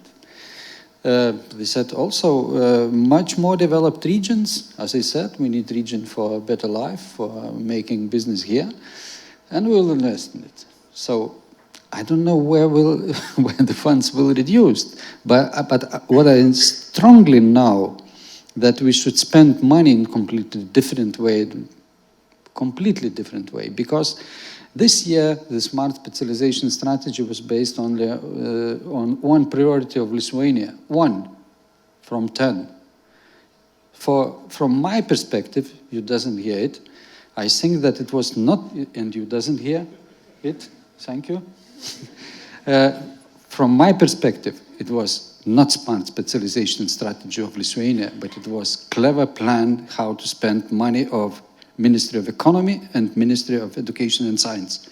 Clever plan. So it's stupid. It's completely stupid. Now I switched, I will become again politician. I'm journalist, it's on the headlines now. I will become again politician, and I will say that nowadays the government decided that we need to think strategically. And as I mentioned during my presentation, now we are working on the National Progress Program. We want to make the program which exactly responds to the challenges which European Commission show for us. To meet the challenges which we understand, the Lithuanians living here, the challenges which you mentioned, we need to build trust between each other. And we need to know that all expenditures which we made, they are clever made. All the investment which we made, we should measure. We should think about the return of investment. And that is necessary. For that purpose, our RNDI Council was transformed to STI Council. It's big change from the activities to the areas, from the activities, from the thinking on the level of Prime Minister, how to convince people to make R&DI activities into science, technology, and innovation, how to convince the society, how to act, what goals do we need to reach, how we need to do it. So it's a huge transformation. We will see how it will happen in the upcoming years. We will see how it will work. We will see, because you know, the devil is in somewhere between the details. But on the other hand, the Science, Technology, Innovation Council, the first meeting said that science, technology, innovation should be horizontal policy-making areas in all Lithuania. All the policy-making areas, all the ministers should take responsibility to help for businesses, for academia, to cooperate and to be much more innovative in all areas. I'm talking about the defense, I'm talking about the social, I'm talking about the education, everywhere. On the other hand, what was said by STI Council, that 20% of all money, all national budget and the multi-financial framework money, which will be negotiated with the European Commission, should be spent via pre-commercial, innovative, green procurements. So you can imagine what does it mean, 20% of all national budget and the structural funds, when today we spend only 0.04. I would just like to remind that we are live on Facebook on 15min LT, and our viewers on Facebook can also post a question, and people would bring it to me to ask the panelists. So please also use this opportunity who are watching online. Mr. Werchter, to build on the question, what's your advice for Lithuanian government, how to prepare for the cuts in cohesion funding and the increase of national co-financing rate, how to deal with those challenges, and what we should do to prepare in coming years? Well, I think from my perspective, it's a bit premature to enter into this specific question, in the sense that between now and the end of the year, maybe the beginning of next year, the discussions on the so-called multi-annual financial framework are taking place. And so that is the budget for the European Union for the period 21-27. The Finnish presidency, as you know, has made a proposal which actually, in actual terms, would mean that some savings will need to be sought. But also in the proposal of the Finnish presidency, there would be more or less an equal cut between the cohesion funds, the agriculture funds, and then what's called other policies. And so also the presidency would be looking for a balance between the agriculture funds and the cohesion funds. That is what is currently on the table. From the perspective of research innovation, we would fit under the other policies. Evidently, there's a very important question what it means for the budget that has been proposed by the European Commission. So the Commission has proposed a budget of around 100 billion euros for Horizon Europe. There's a few other programs there as well, but let me focus on Horizon Europe.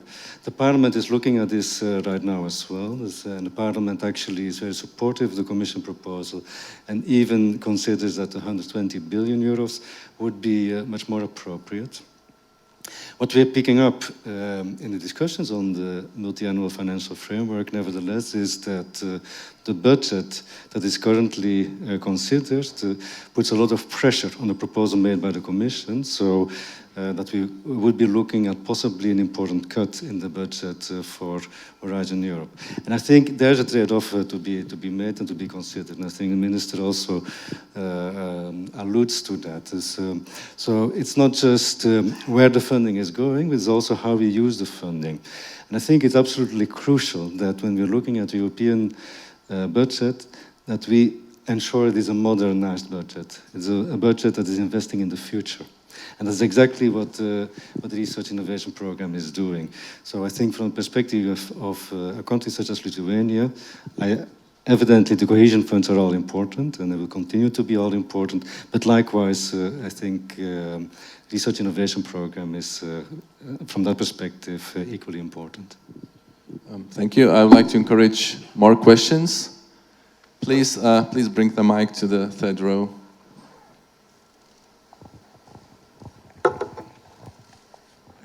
I'm Edita Gimšauskienė from KTU. My question, I would like to ask a question coming back to the question of talents.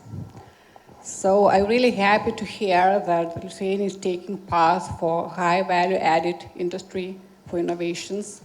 And the talents, I think, is the most important part to achieve those ambitious goals. It's closely related to the educational system, which is currently the fact is that it's fragmented and it reflects the current situation of Lithuanian industry. It's like more oriented to the low value skills and low level skills and low value creation. So if you have a chance to give an advice, unfortunately the representatives for the Ministry of Education is not here, they're absent here, but if you have a chance to give an advice for the Ministry of Education where the priorities are, either to invest, because we have limited resources, either to invest to the skills which are and the people who are able to create new value, new things, new innovations, new products, launch new business, or to invest to the people who are able just to perform the task, as currently we have a situation like this. So the question for all the panelists. I would guess the answer would be quite similar, but let's do it. Vytautė. Yeah, I represent a local business. So from my perspective, definitely the high value added skilled people. That's what we want to do. I think, the question is here in front of us, how to ensure Lithuanians' competitive advantage in today's innovative economy. So definitely highly skilled. Anyone has different option to choose? If someone think that skilled people are expensive, let's try unskilled people. Yeah, so... That's another headline, thank you. Yeah. But I would like to ask you, please do it carefully, because we don't need overskilled, because it's too expensive. Because the knowledge in general, the most expensive asset. And if we will go to the market and we will try to buy the knowledge, do we find it in the market? No. Where can we find the knowledge? Just here. Just in the heads of talented people. So, of course, we need to invest into this system which have the final valuable product, talented people. Yeah, but I mentioned what system, because we have preschool education, we have basic education, we have vocational education and training, we have studies, we have post-study education, and quite often we discussed what is much more important, lifelong learning, lifelong learning, or career planning. My opinion that career planning is the most important things, because we don't need learning just because of learning. We need talented people who can create value added for himself and for society. And we as a state, by organizing the education, I will say the career planning system, should think about him and to help for all the citizens, starting from the 7 years, or maybe even earlier, to plan the career up to the end, somewhere in, I don't know, I will not mention, from 70, maybe 80 or 90 years. Yeah, so we have this system, ecosystem. And what was mentioned by me, we need to integrate all the ecosystem and to make the career planning the most important thing. That's my opinion. Maybe two different elements. I think when we're looking at this interplay between skills and needs of industry, I think there are several levels we can be working on. And one is that of the curriculum of the educational system. I think it's absolutely essential that we develop curricula which are maybe more flexible than they are today. Maybe today they are very much focused on developing knowledge and maybe not enough on developing skills. And I'm referring in particular to business skills. So I think at that level things can be done. At another level, and it also maybe goes back to one of the very first questions, what can we do to promote better interaction between academia and industry? We can be working on exchange programs where students, also postdoc students, for instance, could spend time or some time in industry, working in an industrial environment, and vice versa, where industry people would spend some time, let's say, in academic facilities and laboratories. And that would actually help foster developing a common language, still another question we were dealing with this morning, and foster a culture of collaboration. And as we all know, relationships that we build at a young age, we tend to, further foster and cherish throughout our lives. So quite naturally, this sort of collaborations will then be further stimulated. Vytis, we would like also to hear your response. Thank you. So indeed, in Lithuania, we have roughly 220,000 people working in a manufacturing sector. Indeed, almost 21% of GDP is generated there. This year, Invest Lithuania actually ran a study for our foreign capital companies there, and we were asking them, one of the questions was, how likely are you to go into higher value-added activities? So, for example, to opening an engineering or R&D center. And actually, the result is quite positive. 56% of the companies indicate that they would be willing to do so. So indeed, the question you are raising about the talent and availability of this talent is indeed crucial, so that we find answer to it. I can only mention a few buzzwords, but everyone would know these buzzwords already, So it's like advanced industrial robotics, industrial Internet of Things, additive manufacturing, electrical engineering for electric vehicles, industrial biotechnology. Just a few sectors which gonna require new skills. So manufacturing tomorrow gonna be rather different. So we cannot rely on old production methods. So we're gonna need programming skills. For the high-tech people. To invent and develop a completely new ways of production. So that's where we need to focus. Thank you. We have time for one or two last questions if we have. Yes, please. Hi, my name is Harold. I'm from Vilnius University. You talked a lot about the need for collaboration and communication, and you talked about common interest and You mentioned things like need for exchange program.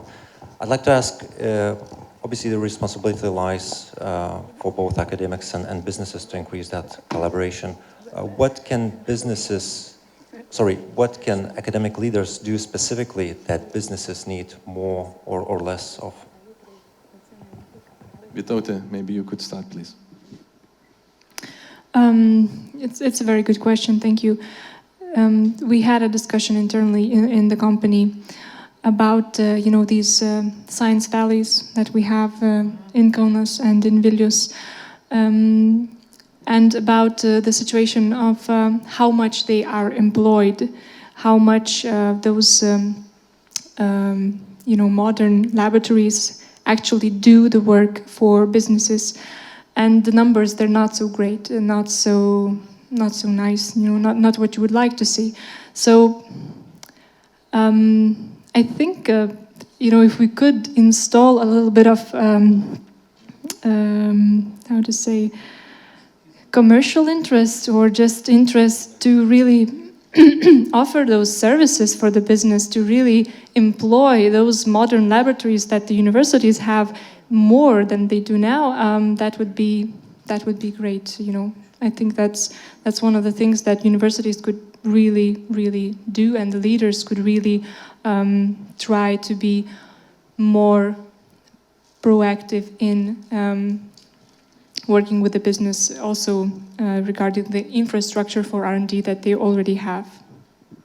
Thanks so much. Do you have more questions?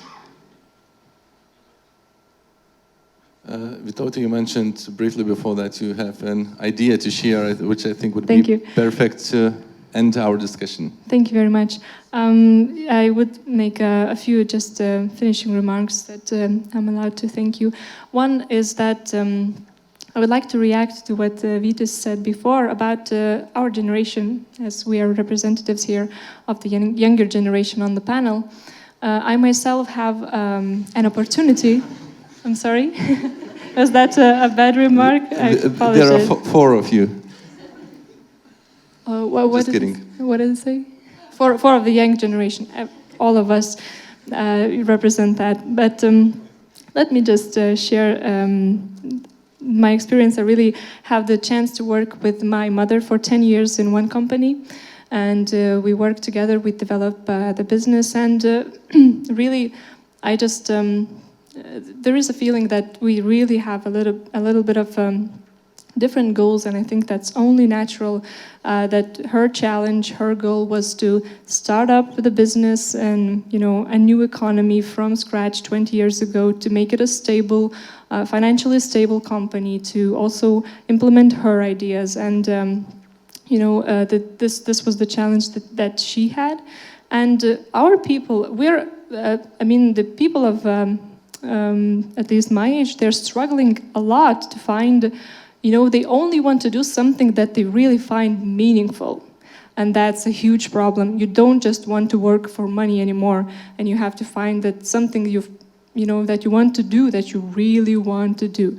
And I think that the goal of our generation is really to transform the businesses into something that not only provides profit, but also addresses those social challenges, like the global warming, like other things that really matter. And I feel that we have this inner instinct installed in us. And if I'm allowed to share one last idea, so we had an interesting discussion about how to ensure Lithuanians' competitive advantage in our sector, in the pharmaceuticals. And I say that we are a herbal products company, and we really see the future, the bright future in pharmaceuticals, for herbals and for biotechnology. Not so much for synthetic medicines. And I think that's a good thing for Lithuania, since we are really strong in biotechnology, in herbals. Why? Herbal products have been here for, thousands of years. We always relied on them. We always treated ourselves with them. and because they have so little side effects. They're natural, they're close to our body. Biotechnology is relatively new, but they also come from natural sources, right? They're really derived from natural products. And synthetic medicines, though they had really big blockbusters, but they're synthesized. And if you know the first product, like aspirin, it was actually made by a company, Bayer, which was a synthetic dyes company, so for textile industry, to color the fabrics. They wanted to invent synthetic dyes because the natural ones were scarce and expensive. So it's a bit maybe interesting to think that today one of our synthetic medicines is actually a synthetic dye.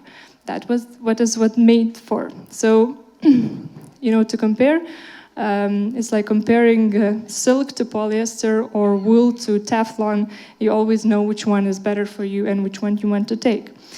So you probably know that the best-selling medicine in the world is a biological product. And interesting fact, the best-selling product of our company is a herbal medicine that can regenerate your liver cells, which were damaged by taking synthetic drugs. So, like antibiotics, for example, and this, it's an actual problem. So, here's the idea for Lithuania. You know, let's make a fusion of herbals and biotechnologies. We have strong herbal companies. We have a lot of biotechnological startups. Those startups, they're really great. We interact with them. They come to us and say, you know, we know how to invent. We don't know how to sell. Let's take our universities. Let's incorporate those technologies and make maybe really a global innovation of herbal efficacy plus the biotechnological innovation for some areas that are not covered yet globally. And I think that we really can do it, and we're a small country, so we have to make something exclusive, and of course we can do it. Thank you for inspiring idea. I want to thank all the panelists. Thanks so much. I think it was a fruitful discussions. Thank you for the audience. We have a 40-minute coffee break, and let's return for another discussions about opportunities from EU funding, from EU new budget cycle. Thank you so much. Have a good coffee.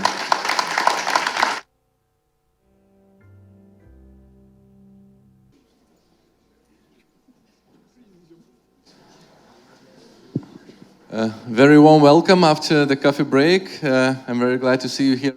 And we start the second part of our conference.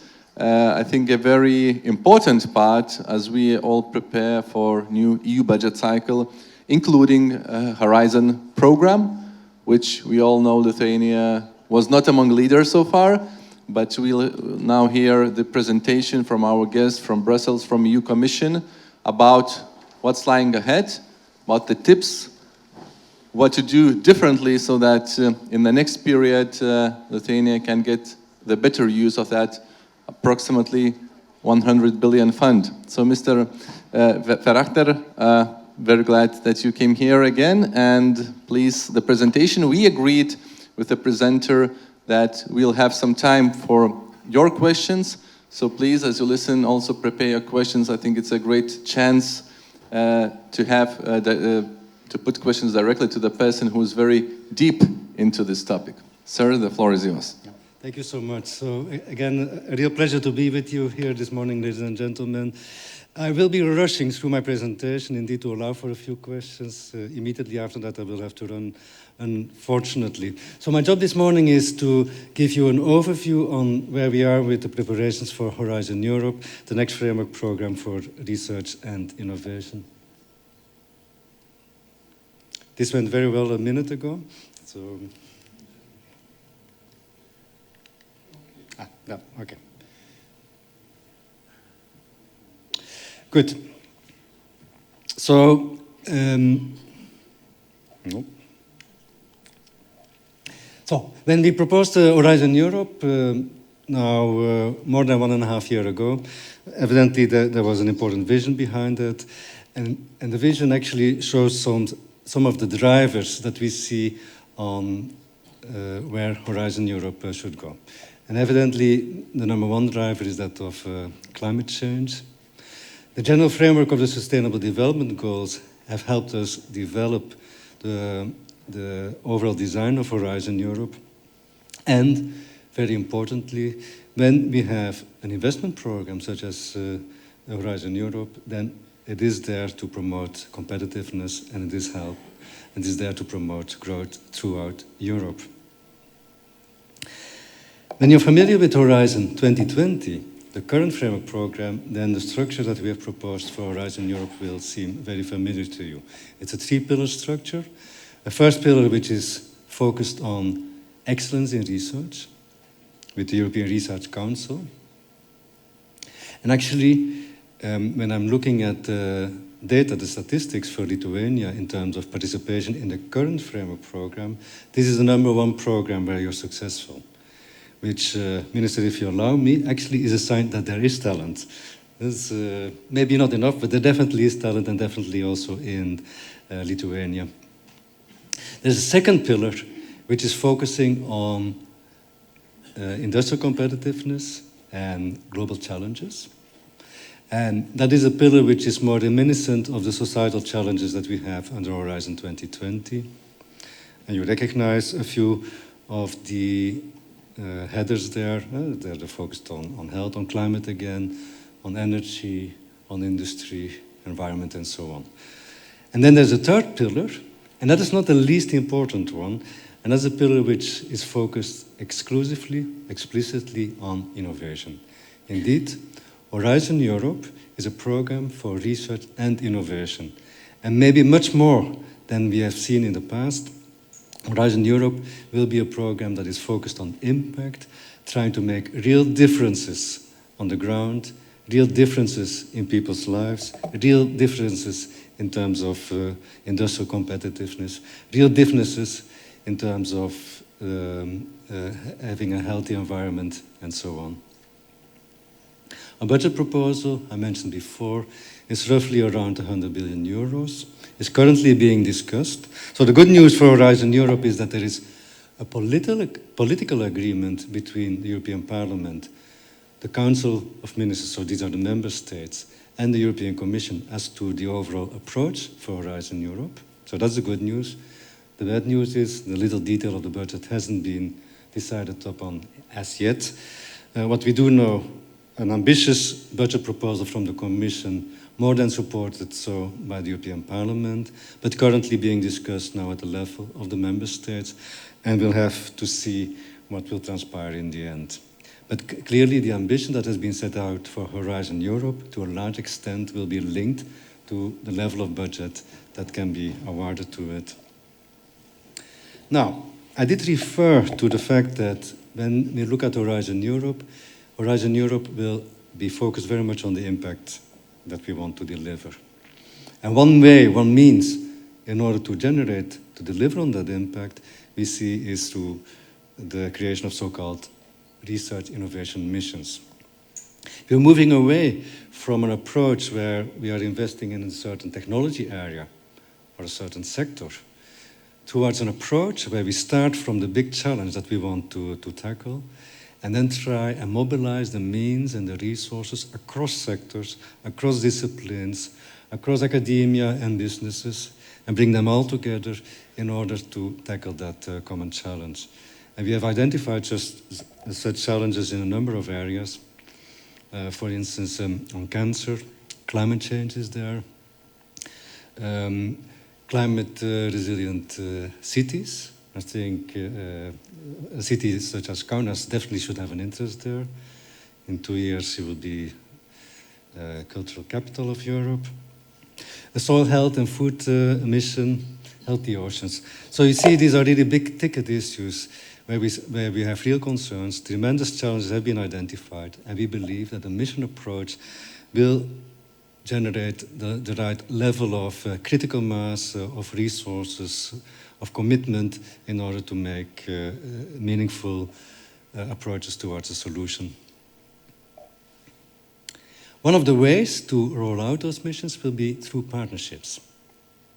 Earlier this morning we discussed how academia and industries can work together. Actually, we have such a system in place. It's called a public-private partnership, joint undertaking. It's basically a joint venture between the public and private industries in a number of geometries, and there's a number of variations on that theme.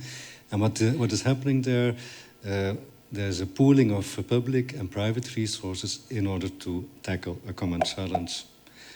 And we have co-programmed, co-funded, and institutionalized partnerships which require a piece of legislation to make that happen. And there again, we have identified a number of areas under which these partnerships may be rolled out. And you see them listed there. These are examples at this stage. We are far, well, not far, but we are not there yet in terms of having made a decision which exactly will be the list of partnerships which we'll be investing in. Some of those already exist, and so we'll go to a second or even a third phase. Others will be brand new. Very important in the context of Horizon Europe is also the issue of international cooperation and collaboration. The view here is that we want to engage in that as long as we can create a win-win situation. It should be good for the international partner, it should be good for Europe. And there will be moments where we will have to think twice before deciding what is going to be the exact way or the right way forward. If we can find really excellence in another part of the world, then by all means we should try and attract it to Europe. But there may be other countries out there where this form of collaboration may be more problematic. And in that case, we'll have to be more prudent. So we will approach international cooperation, as I said, on a win-win basis, and so we'll be very realistic in the way we do this.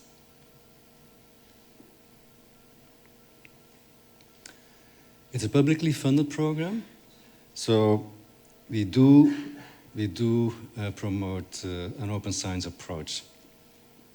Also open access, so meaning that if it is public funding that goes into the program, then evidently what comes out of the program should be returned to the public as well. That's the basic meaning of open science and open access, and that is going to be a general principle of Horizon Europe. Here's a bit that may be of particular interest to this audience. So what's called widening participation and spreading of excellence. So indeed it is not a secret, and there's a number of countries which on average are doing less well in their participation in the framework program than other countries, and Lithuania is one of those countries. I have to say that of course simply looking at the funding issue, it's not to be ignored, it's important. But there is other ways to look at this as well. I mean, what we find is that because of its collaborative nature, because of its transnational nature, that participation in the framework program is actually creating win-win situations. Because there is, for instance, exchange of knowledge, of people. European integration is being promoted through it. There's businesses and academia coming together. There's access to technology. There's the creation of new market opportunities, or even the creation of new markets and new products, and so on and so forth. So participation in the framework program actually should be assessed in more dimensions than just the financial one. But that being said, it cannot be ignored that there is a gap there.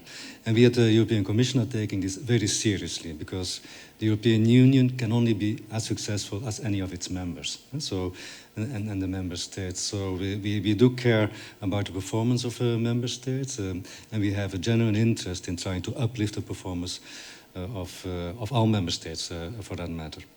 So in the current proposal for Horizon Europe, what is on the table now is a budget for widening to the tune of 3.3%. The 3.3% as such doesn't mean a whole lot, but you should compare to the 1% that currently is in place for Horizon 2020. So we're looking at more than a tripling of the budget that we want to devote to supporting measures to facilitate, to promote the participation of widening countries into the program.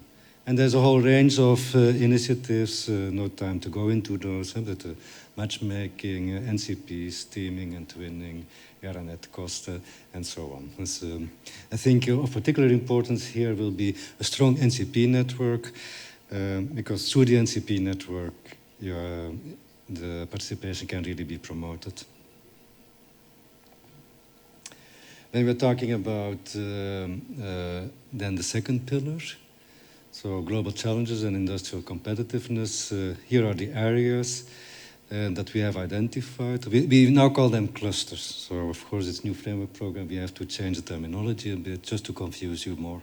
That being said, even, if it takes a little bit of time to get used to the new design, let's say, there is a very genuine attempt to further simplify the program and to further make the program more efficient.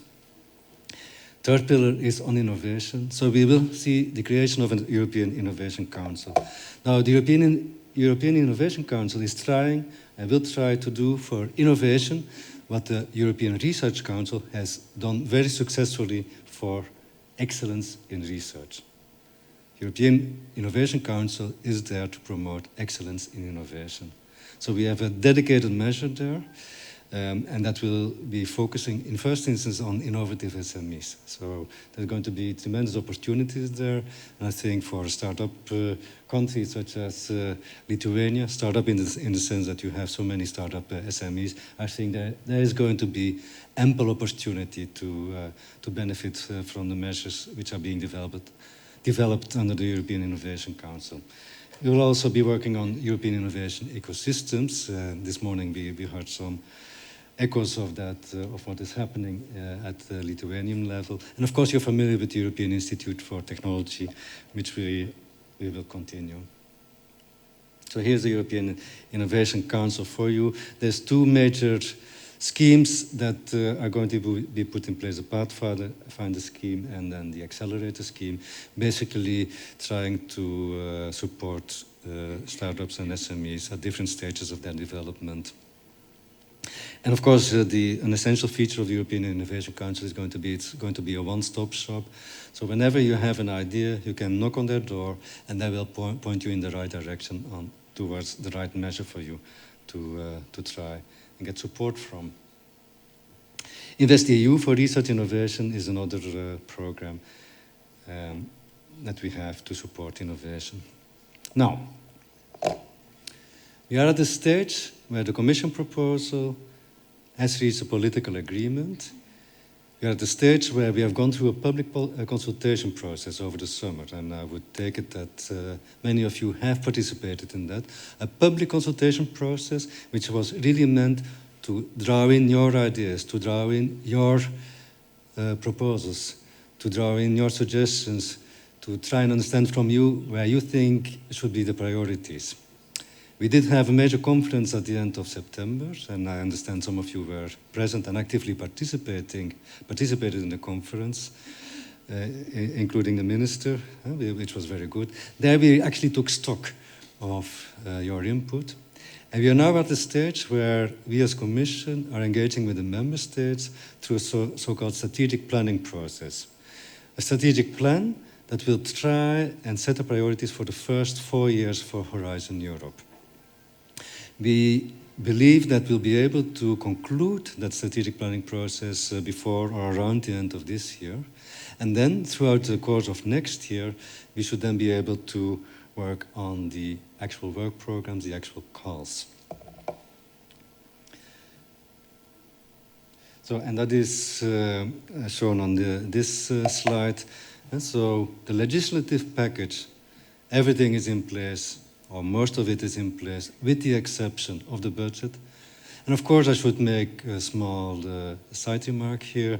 We're also entering a new political cycle, with a new Commission coming in place, with a President-elect von der Leyen, who has set out, who has presented her political guidelines for the years to come. And the very first priority she has identified is that of the Green Deal that she wants to roll out for Europe. A Green Deal that should lead to a climate-neutral Europe by 2050. And evidently, Horizon Europe will be designed such that it will be very supportive of meeting that challenge. So a strategic plan for the first 4 years of Horizon Europe should be ready by the end of this year.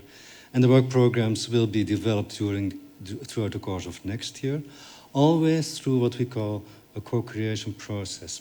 So it will not be an approach where the Commission is in its wisdom will decide what should be the content of the calls, where should be the priorities, where should be the focus. No, we'll do this through a permanent consultation process with our stakeholders within the Commission, with our stakeholders outside the Commission, with the member states, but also with industry, with academia, with civil society organizations, consumer organizations, and so on. And then if everything goes well, and I'm very optimistic that everything will go well, we then should be able to officially launch Horizon Europe on the 1st of January 2021. And I hope to see you participating en masse. Thank you.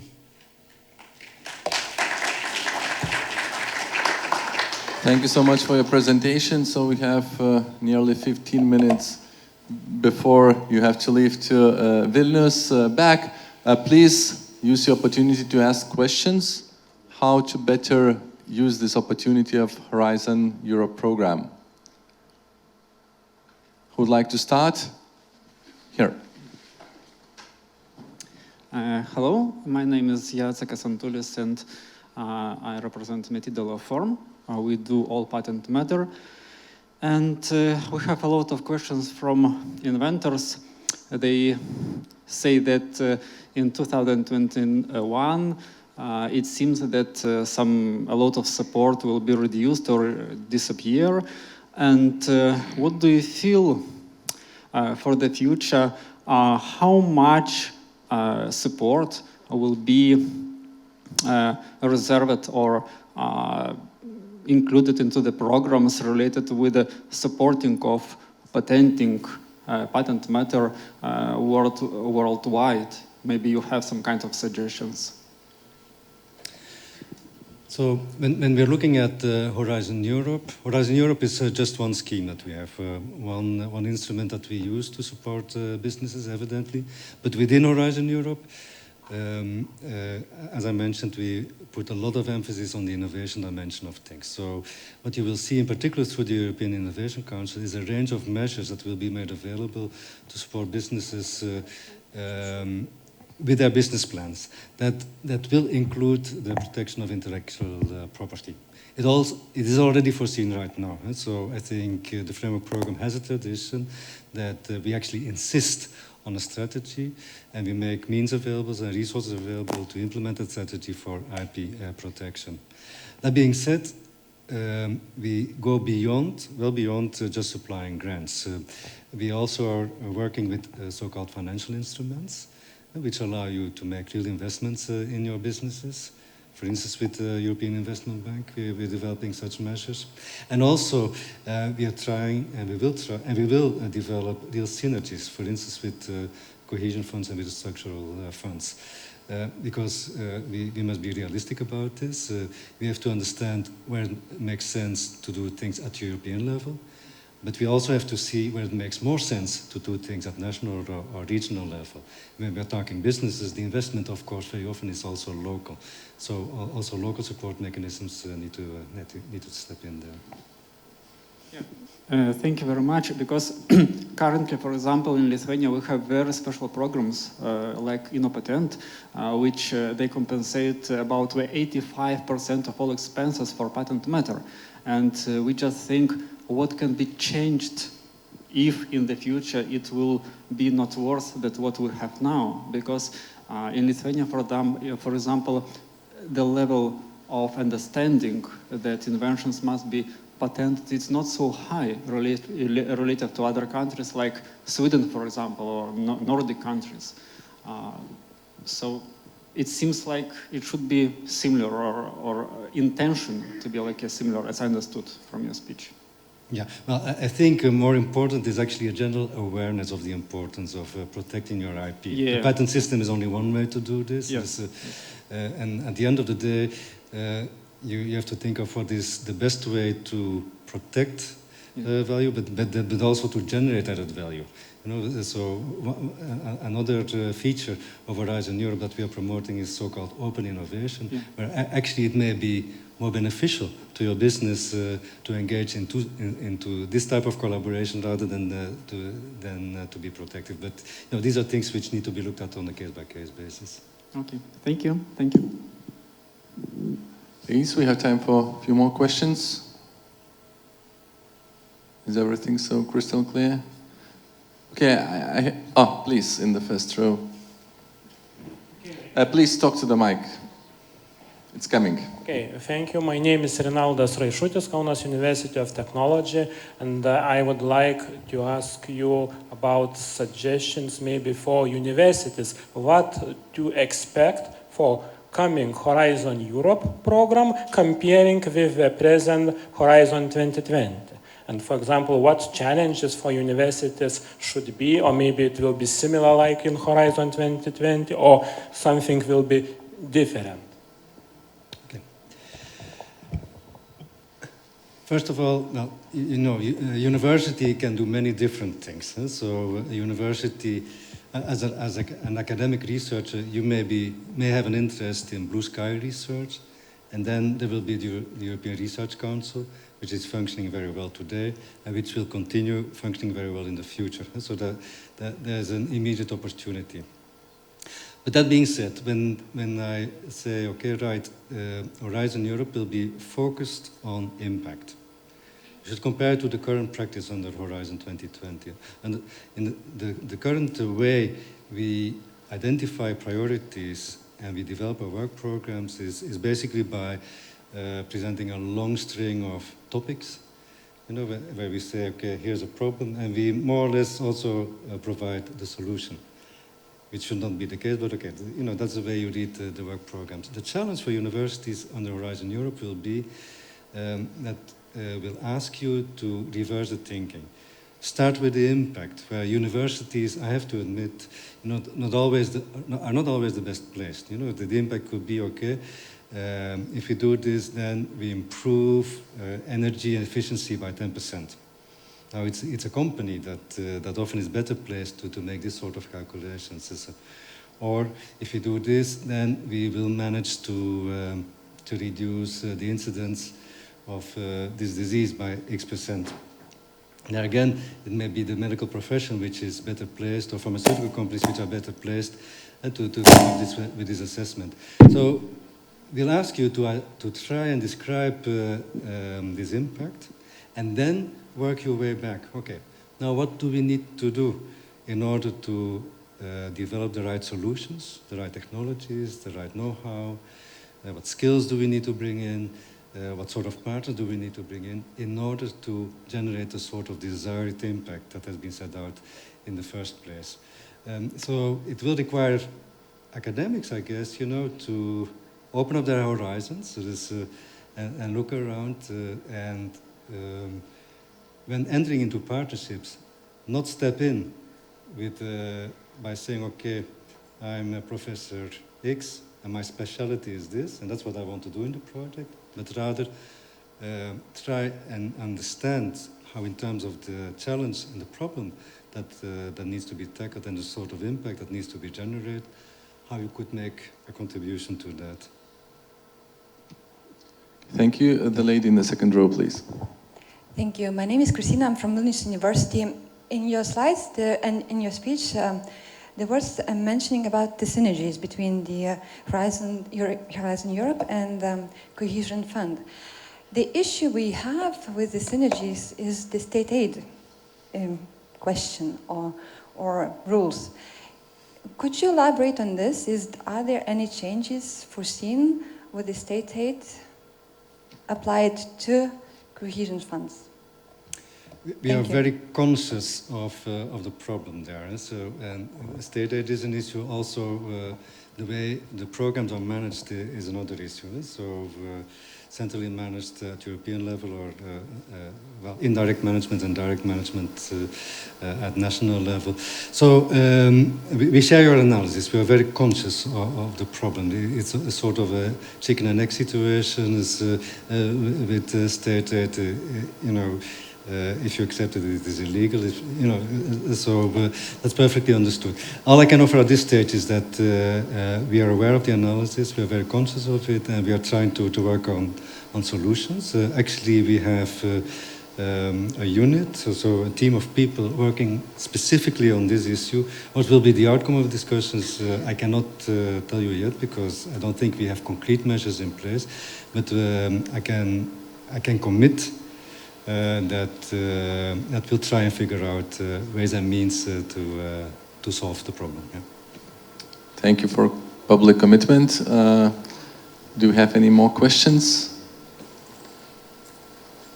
Okay, if no, I'll end with my own question, if you don't mind. What do you think were the main problems that Lithuania and other countries that joined EU later, let's say in 2004, didn't use well the Horizon 2020 program? That, I mean, we spent more money on it and we got it back.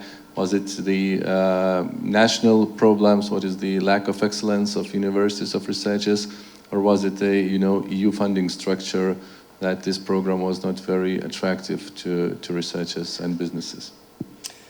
Okay, in my view, there's a whole panoply of elements, of reasons that have contributed to the current situation. Let me start maybe with one of the first remarks that was made today, and that is the relative lack of collaboration between academia and industries at Lithuanian level. And so it is one of the key features of the framework program, that is that we try and support collaborative research across borders, but also across sectors and also across sort of partners. So the default situation is that we promote collaboration between academia and industries. We think it's a healthy situation for both sides of the equation, so to speak. So if you have comparatively little of that at national level, of course, if you want to do it at European level, it becomes even more complex. And definitely in the early years of membership, I think it's fair enough to point out that those countries which already had experience participating in the program had a head start compared to the new countries. This is what we have seen throughout the years. Not enough, I agree, but we have seen a slight increase of the participation of the countries who joined in 2004. So it's not all doom and gloom. There is an improvement, but not enough at this stage, which probably reflects the fact that more experience is being gained there. I think at the side of the Commission, what we're trying to do is put in place support measures that actually allows more experienced countries to team up with less experienced countries so that they can learn from one another and support one another. Then there's also structural things, like for instance the wages. So, that again is a reality. Wages in other parts of Europe are often higher than they are in this part of Europe, and evidently that is reflected in the level of funding that then is calculated afterwards as well. So there's a whole variety of reasons there. I think it's important to acknowledge these. I think at the level of the Commission there is a real understanding that we want to bring everybody on board. We want to push everybody up, and very clearly we believe that we are creating real opportunity for countries such as Lithuania to catch up. For instance, by this 3.3% in widening measures that I was referring to. And I can only invite you to try and exploit these possibilities to the fullest. And if that is happening, then I think very quickly what you will see is an improvement in the situation. Thank you so much, Mr. Ferrachter. It was a great pleasure to have you here. I think it was very useful for all of us. So thank you so much for your contribution, and have a safe trip back to Brussels. Thank you. Thank you so much.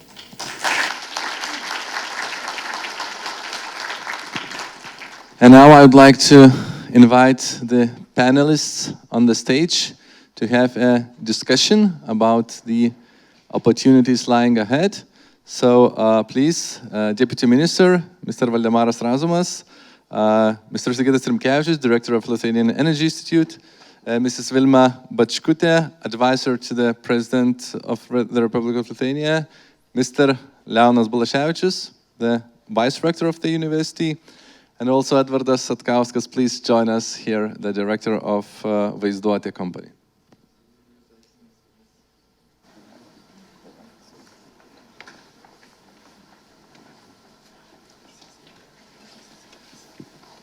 Deputy Minister, may I start with you? What is the what goal is the government setting for the new Horizon program? If you can be as specific as you can, and what are the main tools to achieve that goal?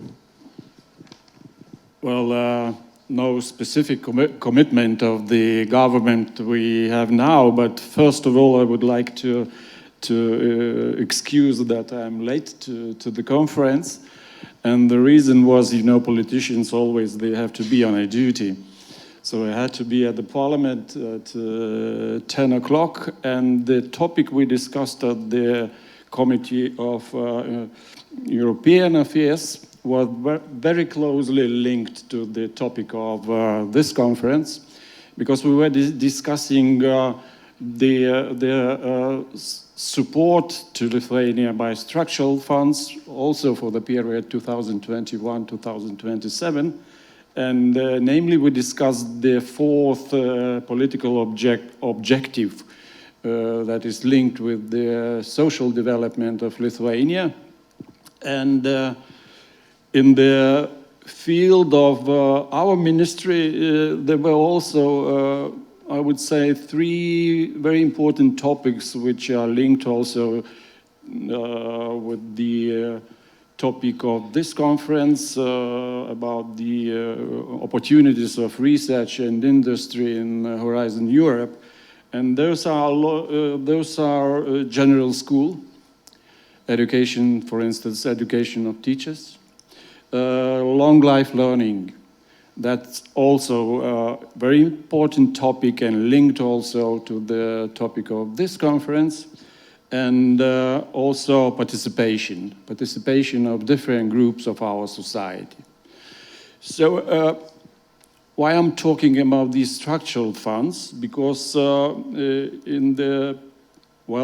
the next period, also for Europe, Horizon Europe, Commission and the member states, ministers of the member states, they speak a lot about the synergies of different programs, including structural funds, including Horizon Europe, and that's a very important topic because mostly for the Middle and Eastern EU countries, the state aid, the question was about the state aid. We have, say in Lithuania, different rules for structural funds and Horizon 2020, for instance. So answering your question, the government and parliament, they are integrally involved in discussing the next period of support, the period that also includes the Horizon Europe. I just may follow up. Do you think that in this new budget cycle there will be more stimulus, more incentives for Lithuanian universities and business to engage in this program than it was in this budget cycle? I don't know if we'll have very special measures to involve universities, research institutes, and businesses, but I have to say that namely the universities and institutes, they have to be more active by themselves, because you have a lot of information. One example, we've been talking about the European Institute of Innovation and Technology. They have currently 4 objectives, let's say objectives. But Kaunas University of Technology, they participate in 2 initiatives in food and energy, if I'm right. So, I mean, the universities, they have to be more active by themselves, I said, and the state actually supports that activity. Another example, our 3 universities became members of the European Initiative for Universities, members of the large groups, or I would say networks of the universities. And according to EU policy, we'll have 20 European universities in, if I remember correctly, in 2025. And 3 universities, Vilnius University, Kaunas University of Technology, and to my surprise, University of Klaipėda. They became members of these large organizations. So, and our ministry decided financially to support their participation by, I will not say now about the amount of money, but that will be how much? Well, let's say that will be a substantial support. Then I would like to turn to Mr. Baldaševičius, since we talked about the engagement of universities. So again, the same question: how much do you expect? And more widely, what's your vision as university to engaging in this Horizon program and maybe other programs in the new EU budget cycle? Okay, hello to everyone. Maybe first of all I would like to reflect to some minds from Vice Minister regarding European Institute of Innovation and Technology. Yes, it's okay, university participating in the actions, in different actions, but we are participating not as a full member. That means our income from all these programs are only at the low level. Of course, it's an opportunity for us to show our competence, to be engaged in more bigger projects. But in case we would like to be engaged in more bigger projects, we need to invest. That means we need to become a full member and pay an amount of annual fee, which is, I think maybe it could be on a state level, yes. An involvement of the ministry or ministries, yes, that, okay, it's a vision of the country that our institutions must be presented in these actions. Now regarding the forthcoming Horizon Europe, maybe all you have heard that, okay, we need to change our mindset. And that is a difficult way, very difficult way. 2 years ago, we had the research assessment exercise. And all institutions were asked, okay, please present. What was an impact of your research? And as I remember, it was another big headache to show an impact of that research. Now, we have time to change our mindset, starting from the impact. Now we should think about the result, which could bring that impact, and then go to an idea. I'm very happy that, okay, there are a lot of initiatives from the university researchers, future initiatives, and I hope that participation of researchers of Kauno University of Technology will be better in Horizon Europe, comparing with Horizon 2020. On our mind, we also discussed today with the representative for European Commission regarding the remuneration of researchers who are participating in European Union projects. And the idea I promote that, okay, it could be like in some actions of European Union projects, that each country has its own rank in the European Union. That means a coefficient. And the amount of money of a project, it could be the same for any country. Just we could divide that amount just by coefficient regarding country development. That it could be more fair regarding comparing with the situation we have now. That's interesting. Did you get any response? I got a promise that all suggestions from the countries will be evaluated at the European level. Okay, thank you. Mrs. Bachkute, I would like to turn to you, since the President sits at the European Council and he would be the one to take the final decisions on all EU budget, including funding for research and development. What challenges, what opportunities do you see in the upcoming years, in the upcoming new MFF program and new Europe Horizon program? Good afternoon, all. I would like to start with thanks to the organizers for the invitation that we received to join this event. It's really both educational, interesting, and an opportunity to contribute to the discussions. So yes, we recently live in the discussions about the budget, and hopefully within the context of debates on the national strategy for development and growth in Lithuania. And money, funding, and remuneration often dominates our national discussions, I'm afraid.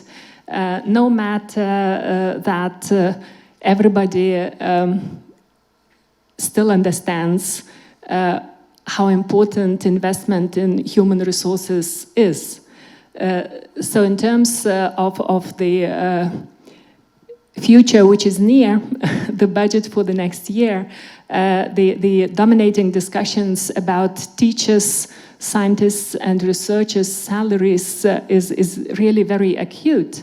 But beyond that, I think thinking in the terms of the program that European Commission is planning, Horizon Europe, it's important to come to that common understanding. Why do we need to invest in people? And the important triangle, I would say, is citizens, industry, and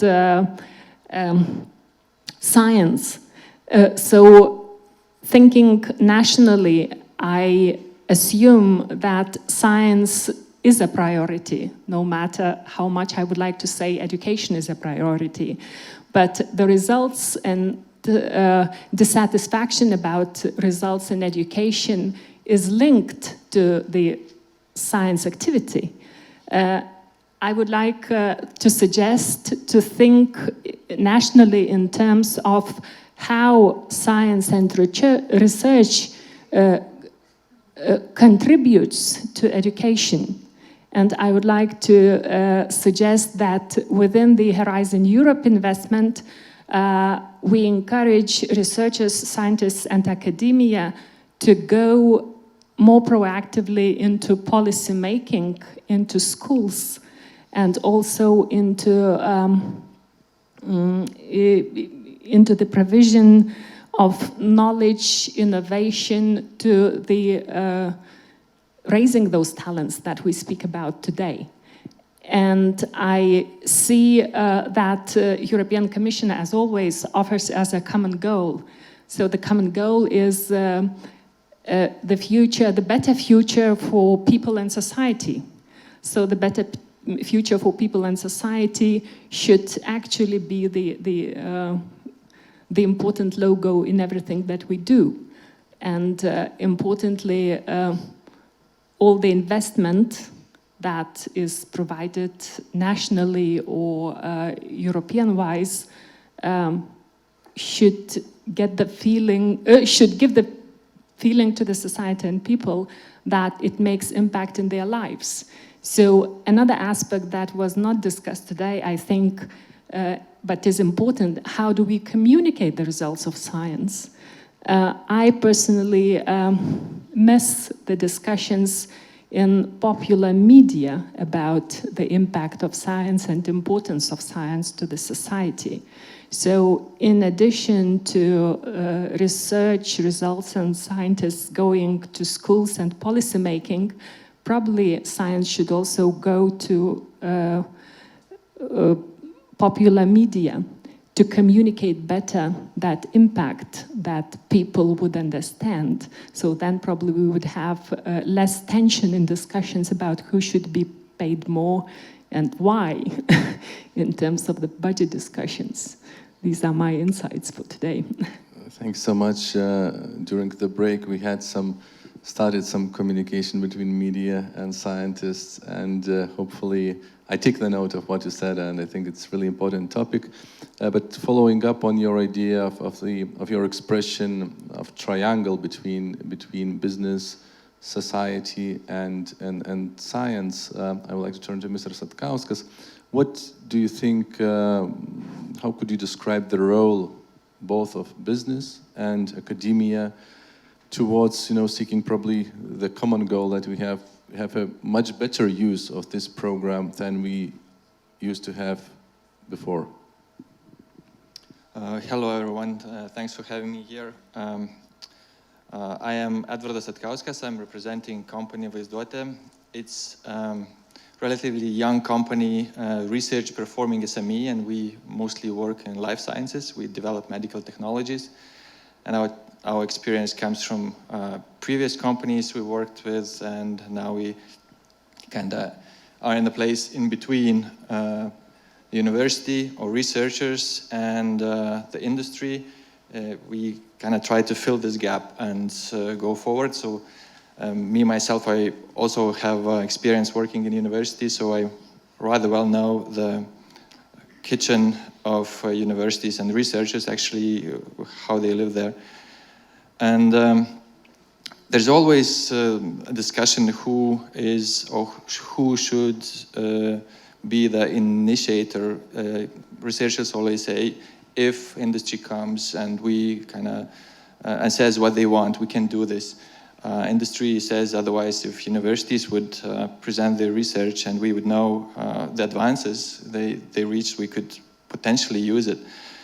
But the thing is that probably the synergy is most important, but if you take it one level down, so what is the mission, for example, of university? What it's supposed to do is that our ecosystem works this way, that everyone expects that the most innovations would come from university, meaning innovations should be born there. And when we say innovations would be born in university, that means that current research should focus on whatever is needed in 10 years, 15 years maybe in the future. And industry, on the other hand, is very much concerned about their current business. And if they lead a project, if they want something to get done, they would probably use researchers only as a service provider. Like, you can do that and that and that service for us. But this is then also translates into that you only take this part, you do not initiate, you do not lead, and you're not 3 steps ahead of everyone else, so that later on you can say, look, we were thinking about this that many years ago, and if you are in a position now, we advanced this research to a certain level, you could use it. And then, of course, we kind of get to the place where intellectual property question is raised, and it's always a debate. I'm speaking about this for several years already, that it's not a good model currently, which is implemented in Lithuania for intellectual property, because university would not do business with it, can outsource, we can look to Harvard, Cambridge, and all the other examples, but they are in very different environment. They were working in US market, which is very innovative, which is huge, which has billions of money ready to get invested into innovation. And it's not the case in Lithuania. And if we close, if we do not open, we do not let people who are drivers to use it, to get it, to make innovation happen, then we kind of struggle. And I'm not saying that it's all wrong. We have beautiful collaboration with the KTU. It's my alma mater. We both use university as a consultant, as a researcher, as we collaborate in projects, and we even license technologies. But those are very few examples, and the ecosystem now works like we develop technology, so we know very well the importance of testing, the algorithm testing, technology testing, anything you create.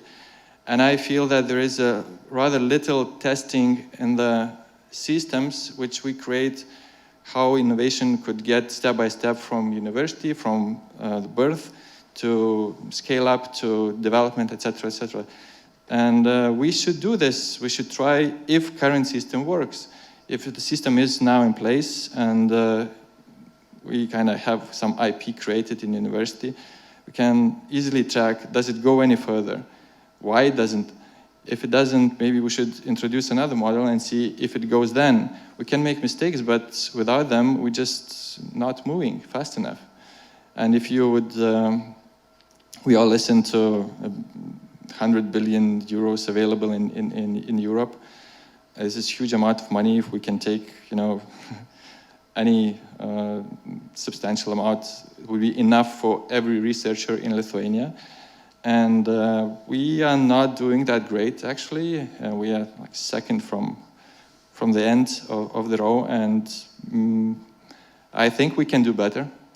And we should not look to, UK, Germany to have a very different situation, but we can look to small countries, like you can look to Denmark. Denmark has, well, €1 billion from that budget compared to 60-something million we have. But, well, Denmark is a rich country, okay? Look to Portugal. Portugal is in very similar situation like we are, but they have like 10 times more than we do. Are they 10 times better? I don't think so. University is 10 times better.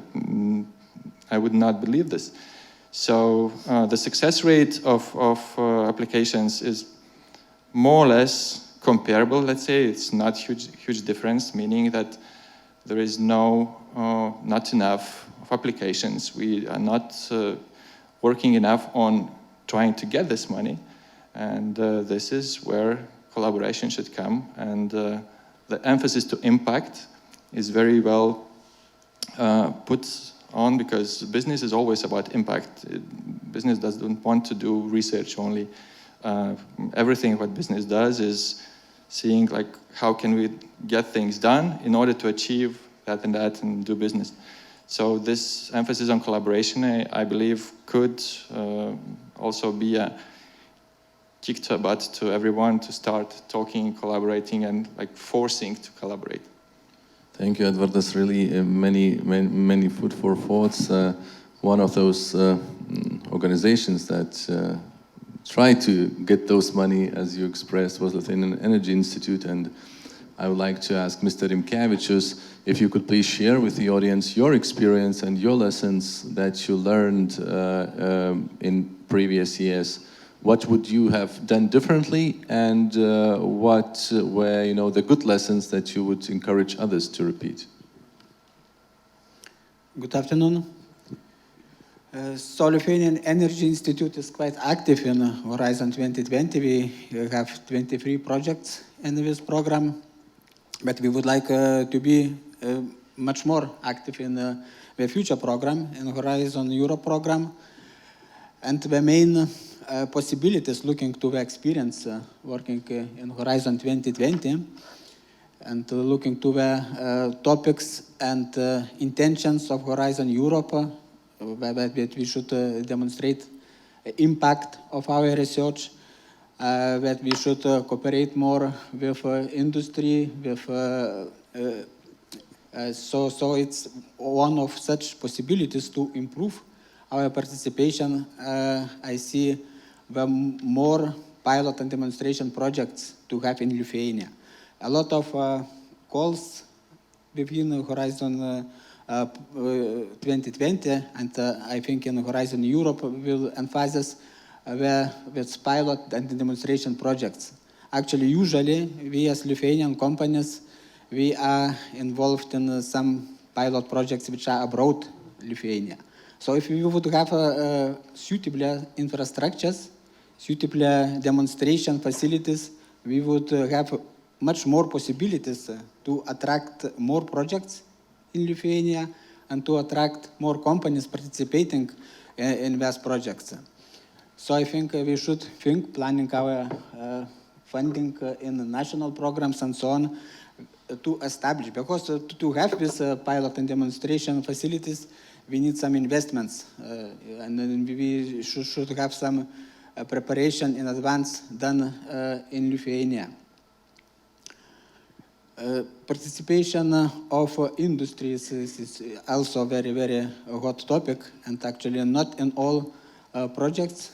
From our experience, it's easy to attract business or business partners, because we are looking at, as it was talked also by Edwardas, we are looking to this current business, not looking so much 5 or 10 years ahead.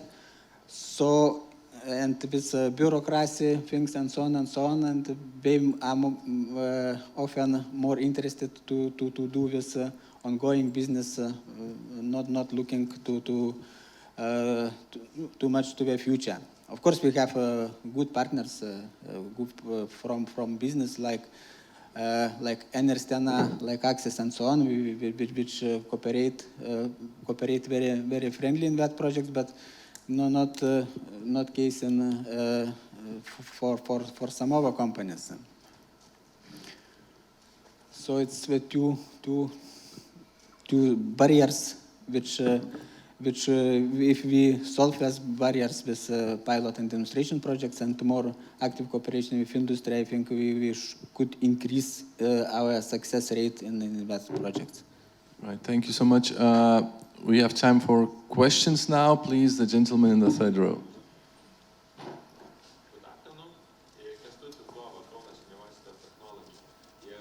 So thank you for a wonderful discussion, and the main topic is impact, or how academia could make impact on business and society.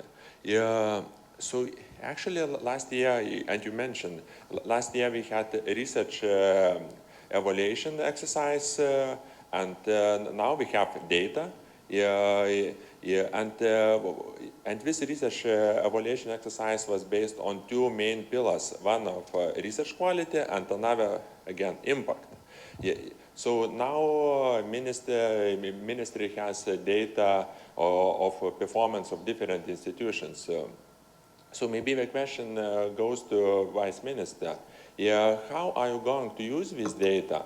And what are the priorities? Do you think that you need to support the best performance, or you need to invest equally to all institutions? Thank you so much. Great question. That's a good question, and the answer is very simple. According to this international evaluation, we distributed 60% of the finances for the research and higher education institutions. That's a substantial thing that was done, 60%. And on the other hand, say when we speak about the master studies, about the PhD studies at the higher education institutions and research institutes, there are three main bases how we distribute these places, or in another word, the finances for these studies. One criteria is the international evaluation. The second is the annual evaluation of research that is done by the Research Council of Lithuania, and then the efficiency of the doctoral studies in each institution. So I mean, that's an answer that we try to support the best institutions and the best groups in Lithuania. Would like to add, maybe, Mrs. Bachkuti, you took notes on different topics. Would you like to reflect on something we have heard before? Yeah, I took many notes because I will report back to my team back home. But probably to add to the Vice Minister's answer, I would say that we recently, I think, are more knowledgeable about criterion database decision making. Hopefully, we will use the data better. Data should come from research, and we have institutions that have scientific research, but we have increasing number of institutions that provide data from different surveys for knowledgeable decision making. So my notes were based on that, and I wonder how we would match criteria to the data that we have, and whether we really have competence and will, I would say, in state institutions to use that data for good decisions that come with arguments that are based on data. So that what my notes were about. Okay, brilliant. Who would like to ask? If nobody at the moment, I would like to turn to one specific subject that also our keynote speaker talked about. This, as they call it, widening program, right? But which is basically the specific amount of money allocated to newer EU member states, including Lithuania. And as I talked to diplomats, they said it looks like there is an agreement to have those 3%, which turns into around 3 billion euros for specifically for countries like ours. Maybe, Deputy Minister, maybe you could reflect. Does this somehow change the situation? Do you believe it will really help, I mean, for Lithuanian researchers and business to improve their excellence and to compete better in this global environment with universities and business that are very well established due to just a different history, different experience? Certainly that will help. We wanted to, as you said, we wanted to allocate money separately for the Middle and Eastern countries of EU, but these countries only succeeded to have this widening project or program or concept.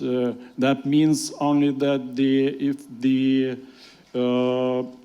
Western EU countries will involve in their projects the countries or companies from the eastern part of EU, then it will the success rate will be higher. So, but I would like to react to some thoughts of our panelists, if I may. Please do. First of all, about the success rate in Horizon 2020. The success rate is very close to EU average. The most problem, I don't agree that that's a link between industry and academia. The largest problem is wages. We got quite a lot of projects, but the average finances for the project in Lithuania is 180,000 euros. You can get the same money from the Research Council of Lithuania, on average. No problem with that. And you will write the proposal in Lithuanian. That's easy. You don't have to find partners from the EU. So, I mean, I had a, well, not very successful joke that if we we want to increase our rate of participation in Horizon 2020, we have to close the Research Council of Lithuania then, and then the rate will increase. Another thing, director of the Institute of Energy, he didn't mention that they established a very nice organization, which is actually popular in Europe, the Research and Technology Organization. Institute of Energy, it is called Institute of Physical and Technology Sciences, and also the Center of Agricultural and Forestry Research. Why it is okay? Because they increase the critical mass of the researchers, and that's very important when you want to be involved in different European matters. So that is really a very good example in Lithuania. And next remark concerns collaboration between the universities, public universities, and private companies or industry. It is perfect in Lithuania because we are on the third place compared to all EU 28 countries. Above us is only Netherlands and Germany. The problem is that the industry invests into the public sector a very small amount of money. Say in Lithuania it is close to, if I'll say scientifically, 5 to 10 to -2% of GDP.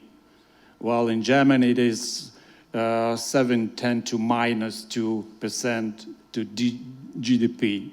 I mean, we are doing quite okay. The problem is that industry or public sector, they do not invest in their own research and development projects.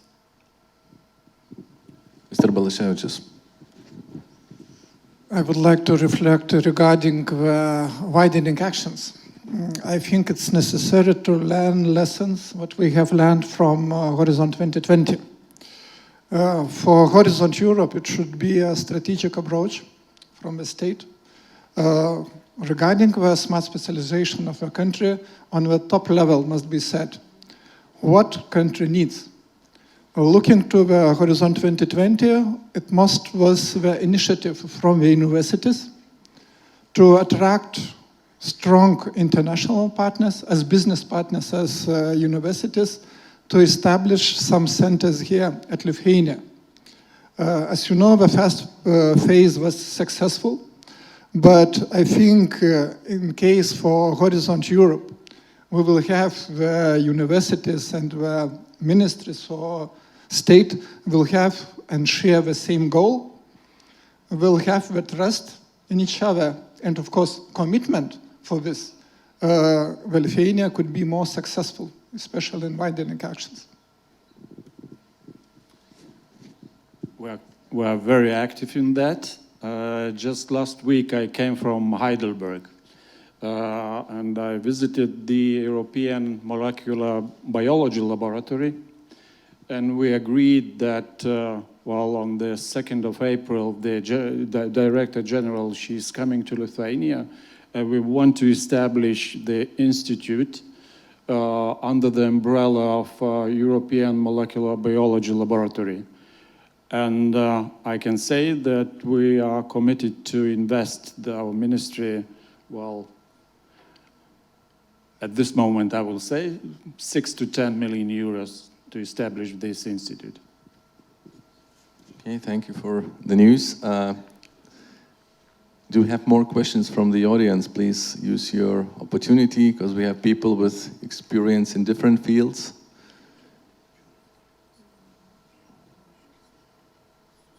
Not at this moment. Okay, one other issue that was raised was intellectual property issue raised by Edvardas. And I would like maybe to hear from both Mrs. Bačkytė and Mrs. Razumas about intellectual property situation. do you agree, first of all, with the criticism you hear today from Edvardas about the current system?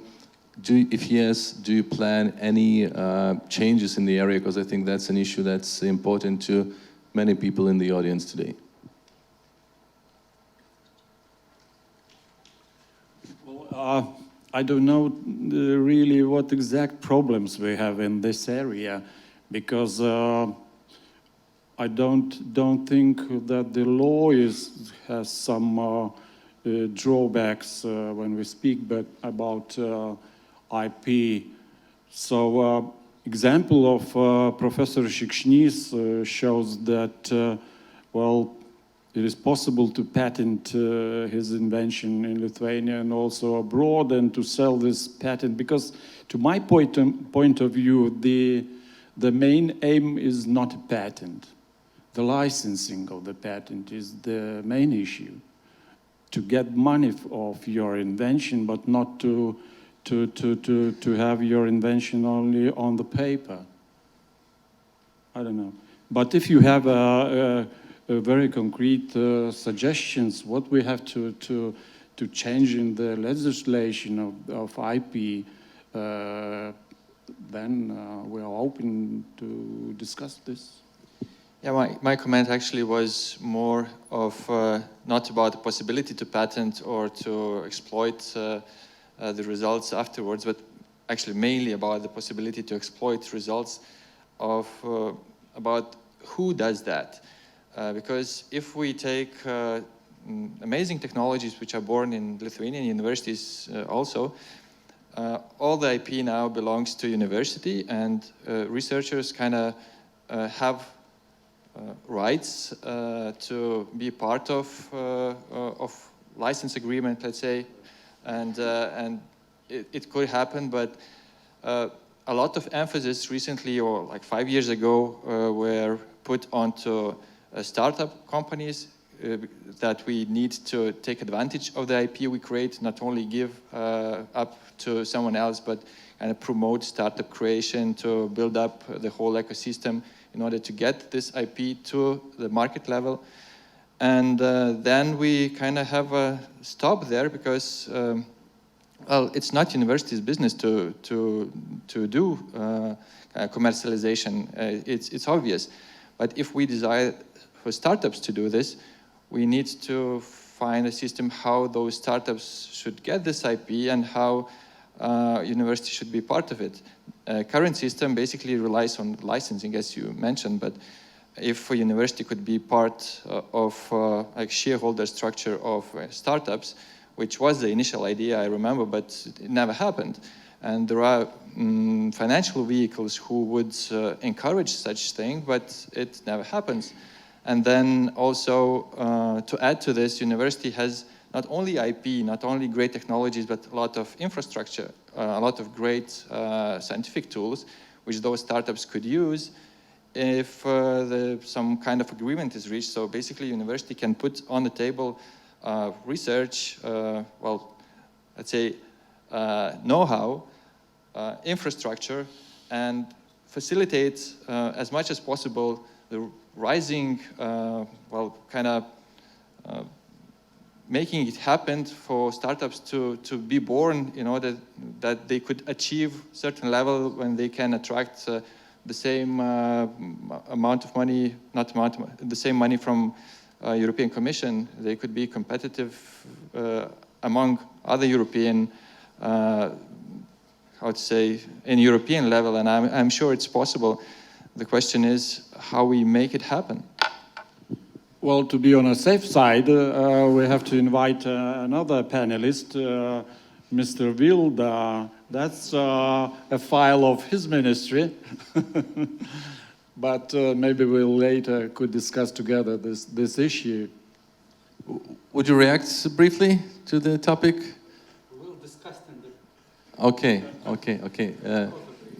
Vice Rector. I would like to reflect very shortly. First of all, regarding IP.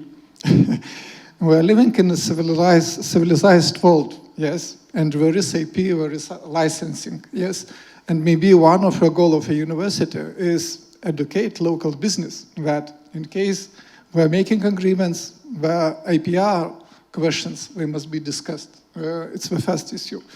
The second one, regarding the shares in the startup companies.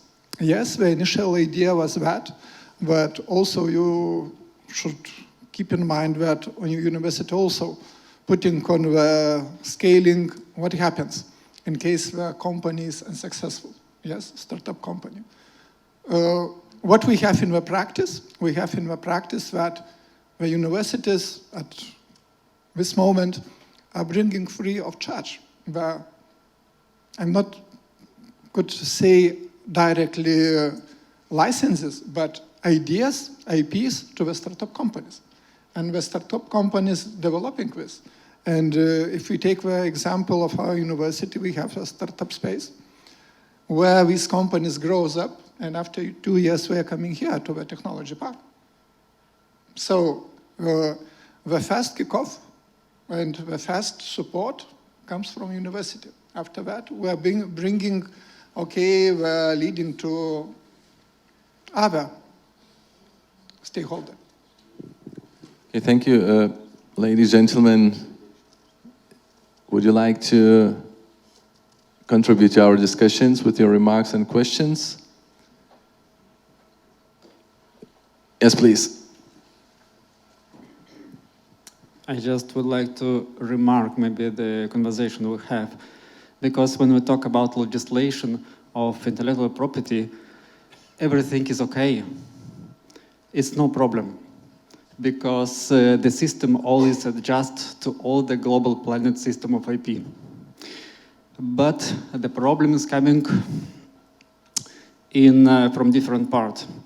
Also, we talk about licensing, but when we compare licensing in the United States or Japan or Europe, in Europe licensing is like a village level, not in Lithuania, in all the Europe. So about licensing, it's a different story.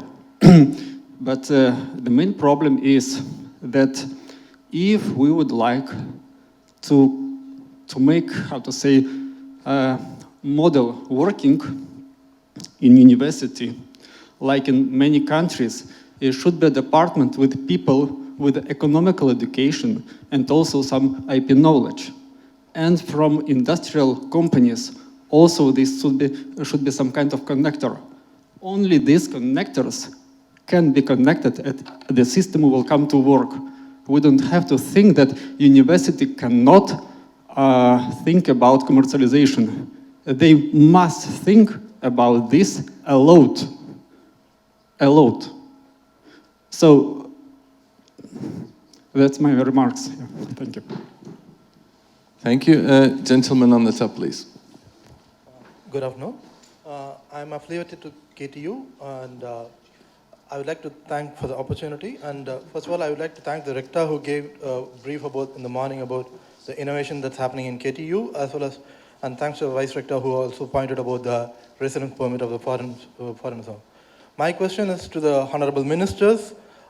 This regarding when, especially KTU is actually encouraging a lot of foreign students, and we have quite a lot of foreign students who are studying here and who are also interested in kind of starting a startup in Lithuania.